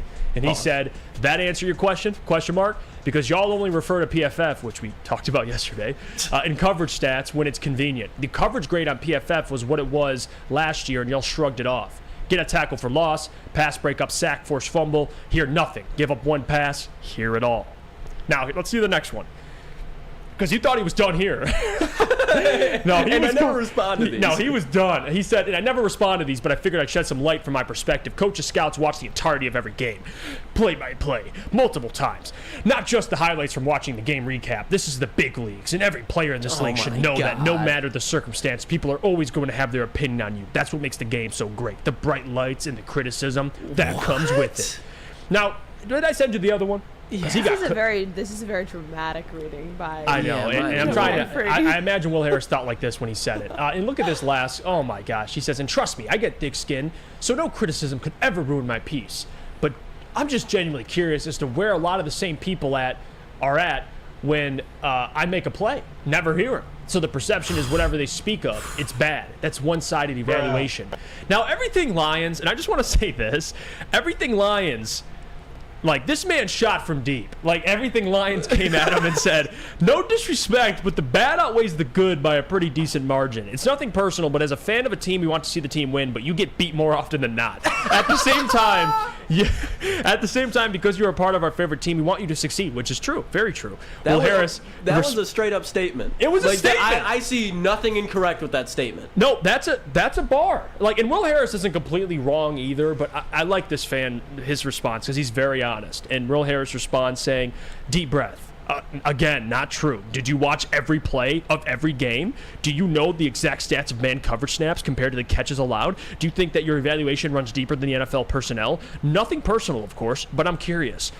And then he just drops the mic with this last one. He says, Will, I have watched every play of every Lions game since well before you started college. Do I know every stat relating to your coverage snaps? No. But what I do know is anytime I see you in the game, you're about 3 steps behind your man. But hey, shout out to your closing speed. Oh my God. You shouldn't have been talking shit. Dude. Bars. He put on the cape for the people, and he said what no one else would in that Twitter thread. He spoke facts. Look, in my opinion, and if you're an NFL player going that much in depth about how you have to defend yourself, that's when you know your ass. Like, if you have to go on Twitter to defend yourself instead of other people, that's when you know. That's when you know. That's man. I'll just say, like, and you're right, Lucas. Everybody was responding, like, Will Harris, I love you, man. Like, you know, we want you to succeed. We love you. And I get it. Trust me, Will Harris, like, if people see him in person, you're like, oh, it's Will Harris. Like, you're going to fan out. You're a fan of the Detroit Lions. I get that. But it's okay to have an opinion. Like, Will Harris is a great human being. I've watched him mic'd up on the Lions. They had the Inside the Den where you get to hear Will Harris. Sounds like a great guy, great human being. The coaches love him. Awesome. He stinks. Like, I'm not trying to say that to slander him. I'm just saying when I watched the Lions, the secondary last year was bad. Mm-hmm. And Will Harris is serviceable. Is that friendly to say? Like, yeah, I don't, very. Like, so I'm not trying to say he's a bum. He shouldn't be in the NFL. I'm not going to go that far. But Will Harris, dude, like, people are going to critique you, and he said he's fine with it. So be it. Like, people are going to come at Will Harris. The stats aren't great. They aren't. And no, I don't know the comparison between man coverage snaps versus in zone snaps. I don't. Again, it's my eyeballs. Like this, the fan said, I watch my eyeballs. He's a liability at times. It is what it is. And one of my favorite saying is numbers don't need to tell me that my eyes are wrong.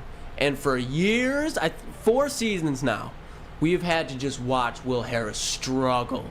Look. He's a dynamic player. He's not bad at one position. He's bad at 2 positions. At this point, there is no reason for Will Harris to still be on this roster. If we're in win now mode, I'm sorry, but if Will Harris is on the field, I think the quarterback's taking that matchup 10 out of 10 times. And they're just going to expose him. I'm happy that, I can't remember the guy's name on Twitter that called him out, but I'm happy he said it because he was just keeping it real. He wasn't being very disrespectful at all. I don't think there was any really unvalid point that he made there. He was speaking all facts. He was. And I don't think it was like personal, like, hey, screw you and your character, but it's like, hey man, as a football player, strictly, you're just you're not that guy, pal. Yeah. And that's fair. And that's basically, you're allowed to have opinion on Twitter. And I want to get to something that Stephen Baffy said, because I think it has some validity, but I will tell you why I think you're still wrong. I think it is poor taste by Lions fans to even take that approach with Will Harris. And here's the thing. Even though Will Harris is on the team, we don't expect him to see significant playing time. But I think he's taking a roster spot that should be occupied by Chase Lucas, for example. Facts. Or maybe even Starling Thomas, although I won't cape up for Starling Thomas as hard as Chase Lucas. But I want to get to something that Jeremy Reisman said. We glossed over it a little bit too much. Harris was arguably the best cornerback on the team last year. That's Jerry Jacobs. Jeremy Reisman, what were you watching? Were you even watching the Lions last year? Was Jerry Jacobs on that team? It was clearly Jerry Jacobs. It wasn't even close. And the numbers weigh that out. Jerry Jacobs yielded a passer rating when targeted of 74.9. Will Harris 107.1. And I would even argue that Will Harris wasn't as good last year as Jeff Okudah. And we all know how we feel about Jeff Okudah, but even Jeff Okudah, his passer rating yielded was below 100. It was 97. And he had a big pick six at Soldier Field against Chicago. And he played pretty well against Justin Jefferson the first time, him and his help. And I thought he played pretty well at the beginning of the year in the game against Philadelphia. He had his moments. So Will Harris was not even close to the number one corner on the team last year. He might not even have been as productive as Mike Hughes, although I won't argue that one too hard. Yeah, they were both relatively bad, or relatively bad is putting it very, very kindly.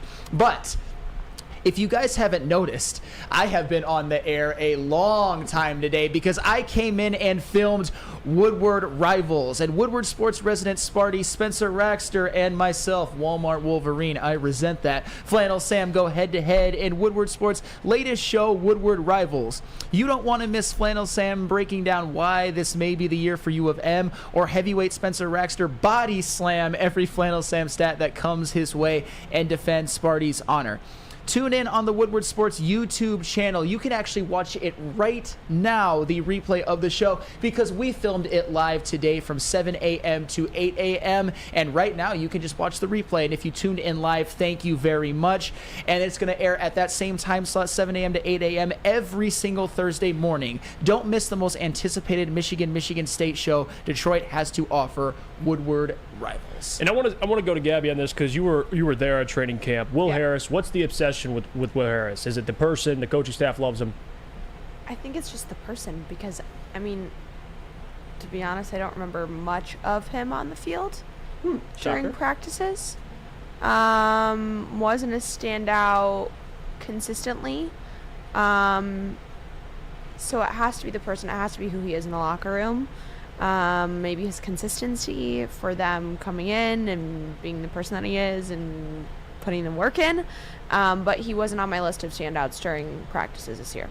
Yeah, that's the thing I'm trying to comprehend here is, like, for Will Harris, it has to be, and this is my takeaway, why he's still on the roster, versatility. And the other part of it is it would have costed them more to cut him than to keep him.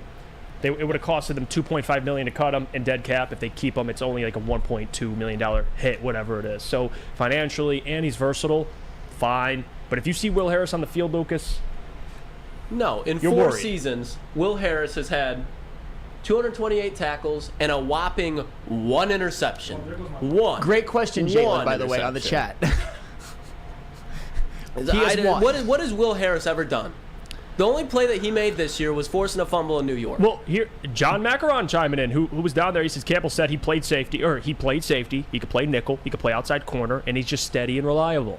What is he reliable for? Yeah, but I get it. We throw around the word versatile too much around the NFL anymore. If you're versatile, that means you can make an impact at 2 positions. The only impact that Will Harris is doing at corner and safety is giving up big plays and holding penalties. There's nothing to like about Will Harris. I don't understand And I could see Will Harris in a secondary that doesn't have a lot of versatility, but this Lions secondary has a ton of versatility. I don't think you need a Will Harris. You don't. And that's the thing. It's like, with versatility, okay, we got enough of it, I think. Let's get a true corner now. Right. Let's get a true guy that if Sutton goes down, Mosley goes down, we're not putting Will Harris in. I don't care if you got to trade a 4th-round pick, whatever. Yeah. It's better than relying on Will Harris. And Lucas has a personal beef with Will Harris a little bit. He just doesn't want to watch him. He's sick tired of it. He's tired of it. I'm cool with it at this point. I mean, who cares? I don't expect Will Harris to be out there. And if Jeremy Reisman's correct, if that's their evaluation of him, then fair. We'll see.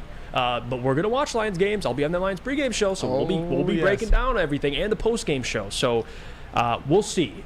We'll see what Will Harris does this year. But I think ultimately it just cost them more to cut him than to keep him. So there's part of that as well. But we'll see. Chase Lucas back in the practice squad. I think it's only a matter of time before some team signs him, to be honest with you. But we shall see. We'll go to break. Sam Flannel, could you tell everybody about our friends over at Dispo? Absolutely. Experience the true meaning of exceptional cannabis products with Dispo Dispensary. With over 12 locations, including their new location that is now open in Whitmore Lake, Dispo is never far away. Join Ermanni and Edwards with Maz and the Woodward Heavyweights broadcasting live at the Whitmore Lake location on Friday, September 8th. Located on 50 North Territorial Road, Whitmore Lake, Michigan. Dispo Dispensary, disposhops.com, your local cannabis plug. Introducing the Planet Fitness Guide to getting that post-workout glow. Step 1, what's your why? More epic energy, better sleep, blow off steam? Step 2, join Planet Fitness for just $10 a month and get moving in our clean and spacious clubs. Step 3, bask in that post-workout glow. Join Planet Fitness today for just $10 a month. Join today at any of the 50-plus Detroit area locations. Have you ever argued with your little brother? How about some random guy you're stuck in a room with for an hour? Flannel Sam and Spencer Raxter are at each other's throats. One Spartan alumni and one Walmart Wolverine are locked in a room with nowhere to hide. You're welcome. Whether it's go blue or go green, you can go to woodwardsports.com for all the action. Coming soon to a device near you. It's the Randy Wise Celebrity Golf Tour. You're a good coach, Tim. Oh, great shot. Some of the biggest names in Michigan sports, and some, well, not so much. Oh, yeah, baby. Oh, yeah, baby. Oh, watch episodes at woodwardsports.com. When buying or selling real estate, flexibility and control over the sales process is key. Sellers, how would you like the freedom of canceling your listing agreement at any time for any reason with no penalty? That is exactly what Mark White and Associates offers. It's called a minute-by-minute listing agreement. Try Mark White's risk-free minute-to-minute listing agreement today. Looking to buy or sell real estate? Visit markwhitesells.com or call 248-290-8242. markwhitesells.com, where flexibility meets success. You know what time it is, everybody. Check the watches, check the clock.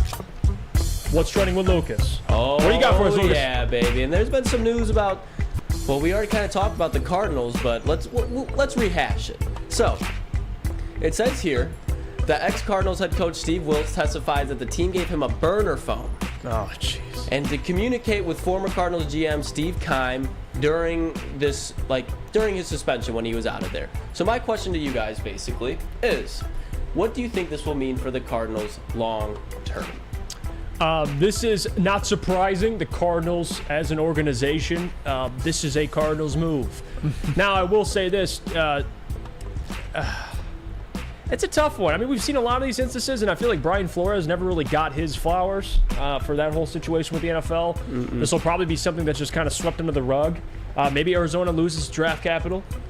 They should. Whenever anything like this happens, a team loses a draft pick. Like, Wilkes was set up to fail, dude, from the beginning. Like, they never gave him a chance. They never gave Steve Wilkes a chance, and that's, again, the problem in the NFL consistently. Lovie Smith being another one. But it's still... What are your thoughts on it, Steve Wilkes, and the whole Steve Keim stuff? Because it's bad. Let's be fair, though, about the whole Steve Wilkes situation. I understand he came into a team that drafted Josh Rosen, but early on, the whole Kyler and Cliff Kingsbury pairing actually looked to be going pretty well. If you remember in 2021, they started the season 7-0. In 2020, they had one of the best plays I've ever seen in my life, that game-winning Hail Mary from Kyler to DeAndre Hopkins, in which he caught it over 3 Buffalo Bills. It was looking pretty good for a while, but the Cardinals are always going to cardinal, and they are a dumpster fire of an organization right now. And it's looking like they might get into some trouble, and it wouldn't surprise me this year if they won 1 or 2 games. Maybe they get Caleb Williams, maybe Kyler Murray is their future, but if they lose a draft pick. If they lose the number, because they're gonna most likely. That's the thing is they will most likely have 2 top 5 draft picks. Yeah, they'll have probably the number 1 overall pick, and then who they just trade with in the last draft. Mind blanking. Oh, to get the number 4. Houston. Yeah. Houston. Okay. So Houston's probably gonna be pretty bad. So they're gonna lose one of those draft picks, I bet, without a doubt, and that's gonna put them behind. If they take Caleb Williams, okay, that's fine. But now you gotta wait to get the receiver around him. All those tools that they have because they don't have much salary cap space either. So I think they're screwed. Yeah, if they lose the number 1 overall pick because of this, then that would just have to be one of the worst blunders in the history of the NFL. Because the only way that this could be salvageable is if they get the number 1 overall pick and can reset things with Caleb Williams. And I'm higher on Kyler Murray than some, but still, I think that experiment has thus far been a failure, and he's way overpaid. So we shall see. The Cardinals are a dumpster fire. I don't care what it costs and how much money will be on the cap. They'll take a cap hit from Kyler when they cut him. You draft Caleb Williams and you get rid of Kyler Murray, dude. Why call yourself You a get rid of him warrior for a when you're nothing 7th-round but a pick. I coward? don't give a damn what you... You'd give up a 7th for him? That was smooth, JB. That was smooth. Honestly, I'll trade him for whatever, dude. You can have give me a bag of potato chips. You can have Kyler Murray, dude. I don't care. I just want Caleb Williams. I don't give a damn what it takes. Caleb Williams will set your franchise up for success for the long term. Kyler Murray's gone. So I'm with you. That Kyler Murray experiment, dude. Cardinals tank this year. Clayton Tune's going to start, throw 25 interceptions. Oh, relax. And then they're going to get the number 1 pick and draft Caleb Williams. Relax. Book it. Well, here's something, Flannel, that I think you might be a little interested in just because we know that you're not the biggest Brady fanatic. But Joe Montana has been in the news recently, and he said that he does not believe that Tom Brady is the GOAT. He believes that Dan Marino is. He said, put Dan Marino in today's game where he gets free releases, and his receivers, holy cow, weren't very big. Now, these guys are 6'4" and 6'5". I think Marino is probably one of the most unsung heroes of the game. People don't talk enough about him or realize the numbers that he put up during the time that he put them up. So my question to you guys is now, what do you have to make about the Dan Marino GOAT comments from Joe Montana, out of all people? And by the way, saying that players would thrive in this league, and it's the same thing across all sports. Like, okay, I get that. It's not as much of a physical league. It benefits offensive players. It benefits skilled players. Quarterbacks are putting up numbers. I get all of that. But come on, like Dan Marino, like the GOAT.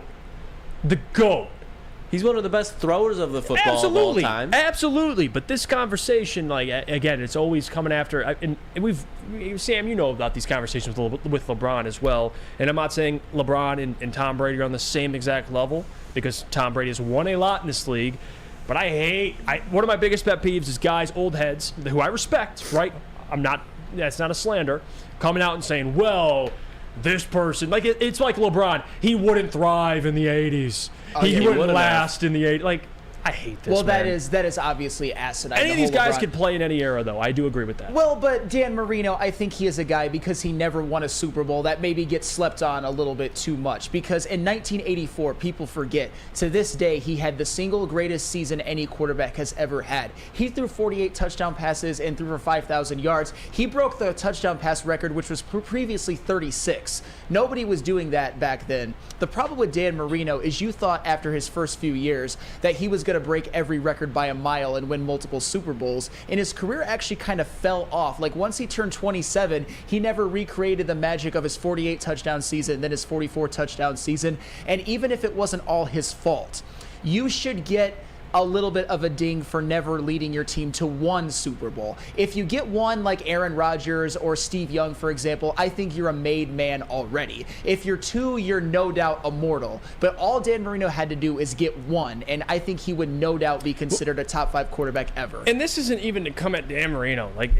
no doubt Dan would thrive in this league. But my problem is more with the Tom Brady stuff. It's like, Tom Brady. Like, dude, and if I'm not mistaken, Joe Montana called Tom Brady the GOAT in the past. Yeah, but now that Brady has more rings than Montana, which was his huge claim to fame. There's the storyline here. It's like, yeah, just Tom Brady's the GOAT, and then now it's like, well, Dan He's Marino. not the most athletic of all time. Yeah, so I don't know. It's pointless conversations. Again, Marino was a bad man. I agree with that. This isn't about Dan Marino. It's more about Joe. What's with the Tom Brady I don't know about slandered, but it's like dismissing. That's slander. A little dismissing. Tom Brady, as of right now, should be the GOAT. Absolutely. I think as much as Flannel loves Patrick Mahomes, I agree with It sounds him like he's that a little salty. Mahomes will be the GOAT when it goes down, but Tom Brady's the unanimous GOAT right now. Yeah, As of now. no doubt about it. Give it a But few years. That was all. We'll get into some mailbag, and we'll be back with it tomorrow, fellas. Well, Sam Flannel, could you tell everybody where they can get the nicest haircut possible? Oh, the nicest haircut, which right now is mine, although I think Jeff is a close second. Lucas and JB are fighting for the 3 spot. Right now, come to Lady Jane's for Haircuts for Men for an award-winning haircut experience. Register to win a trip of your dreams and all expenses paid suite for the 2024 NCAA tournament. That's right, no expense spared for you and 5 of your best buds. Lady Jane's Haircuts for Men, open 7 days a week, walk in anytime. It's wicked awesome. Are you a diehard college football fan? Well, it's your lucky day. Join special WSN guests like Spencer Raxter, Flannel Sam, and more every Saturday. Go to our Woodward Sports YouTube channel on Saturdays and tune in live from 8:30 to 10 a.m. By now you know me, Christina Gennari, as the obvious choice in real estate. And you know my website, soldchristina.com, as your #1 resource for buying or selling your home. Myself, along with my amazing staff, pride ourselves on making your home buying and selling experience a relaxing and easy one. Come see why we are the obvious choice. Christina Gennari at soldchristina.com, the obvious choice in real estate. Woodward Sports' own Tom Mazaway and Sam Stick Day will be hosting our Lions postgame show after every Lions game all season long. Tune into the Woodward Sports YouTube channel for his hot-off-the-press takes, game analysis, and Kool-Aid sipping celebrations. You won't want to miss it. Join Maz, Stick, and special guests each week immediately following every Lions game, exclusively on the WSN YouTube channel. Downtown's newest sports bar has 13 TrackMan simulators, certified instructors, and most importantly, a full bar and restaurant. Listen, we were there at 5 Iron Golf. People will be down there today, some personalities from Woodward Sports. Will you be down there, Sam Flannel? I should be. It'll be amazing. 5 Iron Golf, they always take care of us. They take care of the people. Amazing venue. They got the really great food. You go out there, use the TrackMan simulators with your best friends. Bring a foursome or sign up as an individual to be placed on a team. Use the code Woodward for 30% off their league they're going to have going soon. That is 5irongolf.com to sign up. It's mailbag time. Let's get to some of the questions here that are coming in. And people are already chiming in. And Shad has a question. Out of all the things I said, questioning fraudulent Sam's mental capacity in sports, why is it that the Beatles knocks him off his rocker? Well, here's the thing, Shad. All you do is come in the chat. Just speak for yourself, Jeff Iafrate. I like that he comes into the chat and he enjoys the show, but he certainly doesn't enjoy me. It's the fact that it doesn't matter what I say. You have flannel derangement syndrome. Are you meaning to tell me that I have never said one thing that you even somewhat agree with? It's like no matter what I say, you change your opinion to be like, I disagree with him. He's a fraud. All he uses is stats. And you even come at me for the Beatles. And what you guys don't know is I love sports. Sports is my #1 love, especially when it comes to making arguments and monologues based on stats, to the shock of absolutely no one. But when it comes to the Beatles, I am, and I'm not trying to be arrogant, I'm a savant when it comes to the Beatles. I'm a historian. I know everything about the Beatles, everything frontwards and backwards, so I don't like that acumen being questioned. Who else is dropping Beatles lyrics in the Morning Woodward Show, in Big D Energy, in Ermanni and Energy, in Heavyweights, in Woodward Rivals? Only me, Shad. Shad. A, B, C, D, E, F, G, H, I, J, K, L, M, N, P, 217, J, D, F. It's like a robot. Cannot compute. What was that? What just happened? That's his name, right? Jamcat says, Jeff Mailbag, are you an MSU or U of M fan? I'm neither, bud. I got no dog in this fight. I'm just not. Now, I'd love to see Sam Flannel get upset, and I'd love to see Spencer Raxter get upset if they lose, and that's where I'll stay put. I'm a college football fan, but I've never been a fan of either. I've rooted for both. I got my mom, who's a State fan, my dad, who's a Michigan Wolverines fan. But at the end of the day, I don't walk around with Wolverine merch or Spartan merch. It is what it is. Well, but there is one team. I get paid to talk about them both. So absolutely. That's why I'm here. There is one team, though, that everyone in this room and everyone in this building can agree that we root for, and that is the Detroit Lions. And this season, we're bringing back the post-game show. Woodward Sports' own Tom Mazaway, Maz, will be hosting our Lions post-game show after every Lions game all season long. Tune in on the Woodward Sports YouTube channel for his hot-off-the-press takes, game analysis, and Kool-Aid sipping celebrations. You won't want to miss it. Maz and special guests each week directly following every Lions game exclusively on the Woodward Sports Network YouTube channel. And for this question, too, Jesse Adams, who will have the bigger first game, Branch or Laporta? I think Laporta, because they're going to need him to. And not that I expect Laporta to have this big breakout season, but at least for the first 6 games, you're going to have to depend on different pass catchers, and I think one of those guys will be Sam Laporta. I do. Because he could be a mismatch depending on who the linebacker is, but I like Sam Laporta immediately. Now, Brian Branch, I think, could have a better career, but I don't think game 1, Brian Branch will be out there as many snaps as Sam Laporta. Is that fair? That is fair, and that is a great question, Jesse Adams, because we're going to go way more in-depth into that in a later show prior to the Lions-Chiefs game. But I predict, and I'm going to keep it short, I think it'll be Brian Branch. And I'll explain more of that logic in a later show. Don Beats, mailbag, who's winning the Utah versus Florida game tonight? Well, Utah. Yeah, I'm going with Utah. Cam Rising's back, man. Yeah. He's back for his 18th college season. I have no stats to back it up. Yeah, so... Just a personal vendetta. Yeah, no, I like Cam Rising. Dude, after I watched him get smacked in that game against USC and get back up, guy's got heart. Lucas says Carter Minshew vibes. Why? Because his mustache? That's why. Cameron Rising, they already... Oh, he's not playing, but didn't they announce him as the starter for the season? But he's not playing that tonight. That was kind of like that shifty little thing that you could do. He's a starter for the season, but he might not. But it didn't technically say that he can play in week 1. Regardless, who cares? For the season, I like Utah in the Pac-12 as well. I mean, losing Dalton Kincaid, we'll see. They lost to one of my favorite corners in the draft as well. Yeah. But regardless, give me Utah tonight. What about you? I'll actually go with, I'm going to go with Utah on this one. I was trying to talk my way into the Florida Gators, but how far have the Gators fallen as a program? Remember when they were an SEC powerhouse? You had all those great teams which were chronicled in a Netflix documentary, winning national championships, and now for the past decade or so, they've just been mid. They've been clearly passed by Alabama, Georgia, LSU. Give me Utah for this one, especially because it's at home as well. Love to hear it. And for Eric Allen, he says, mailbag, would you guys be interested in kicking the tires on Kareem Hunt to bolster this backfield? No, I don't think it's realistic because Kareem Hunt there's a reason why he's taken so long to sign with the team. Like, he knows teams are going to get desperate, especially before the season where someone needs a running back. They're going to try and overpay for Kareem Hunt. So I think for Kareem Hunt's best interest is to wait.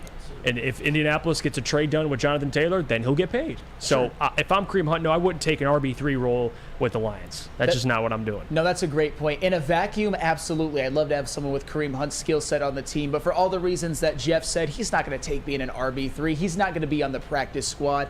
And that is why, as much as I have some questions, the Zonovan Knight signing was a little bit more feasible because I think he's going to accept his role, something which Kareem Hunt won't and probably shouldn't do. Mm-hmm. Herb Nash, mailbag, if the Lions beat Kansas City, can Lady Janes please shave Sam's head, do a Mahomes wannabe look? No. What? I'm not committing to that on the air. He learned from Jeff's mistakes. Would it even be possible for me to have Patrick Mahomes' hair? Do I have the capabilities? And by the way, Jesse Adams, did you guys forget about college football? No, Jesse, but I'm not going to break down Utah versus Florida. Like, that's for Neil Rule. All right, we're going to do what the people want to hear, and that's majority Lions. It is what it is at this point in time. Now, we will be talking about college football tomorrow. We'll be talking about it next week when Michigan and Michigan State get off and running. But right now, no, I'm not going to break down Utah versus Florida. I'm sorry, Jesse. That's Big D Energy. They can do that for you. But regardless, thank you to everybody for tuning in today's show, showing support, showing love. Don't forget on your way out, hit the like button. We're 10 away from 200. It's big time. Helps the algorithm, helps the channel. And again, we appreciate every single one of you for sticking with us today. We'll be back tomorrow. We will have some college football, I promise you, because that's when it matters. I'm sorry. I'll be tuning in tonight, but it ain't worth it. It just isn't. I'm sorry. But regardless, have a good one, everybody.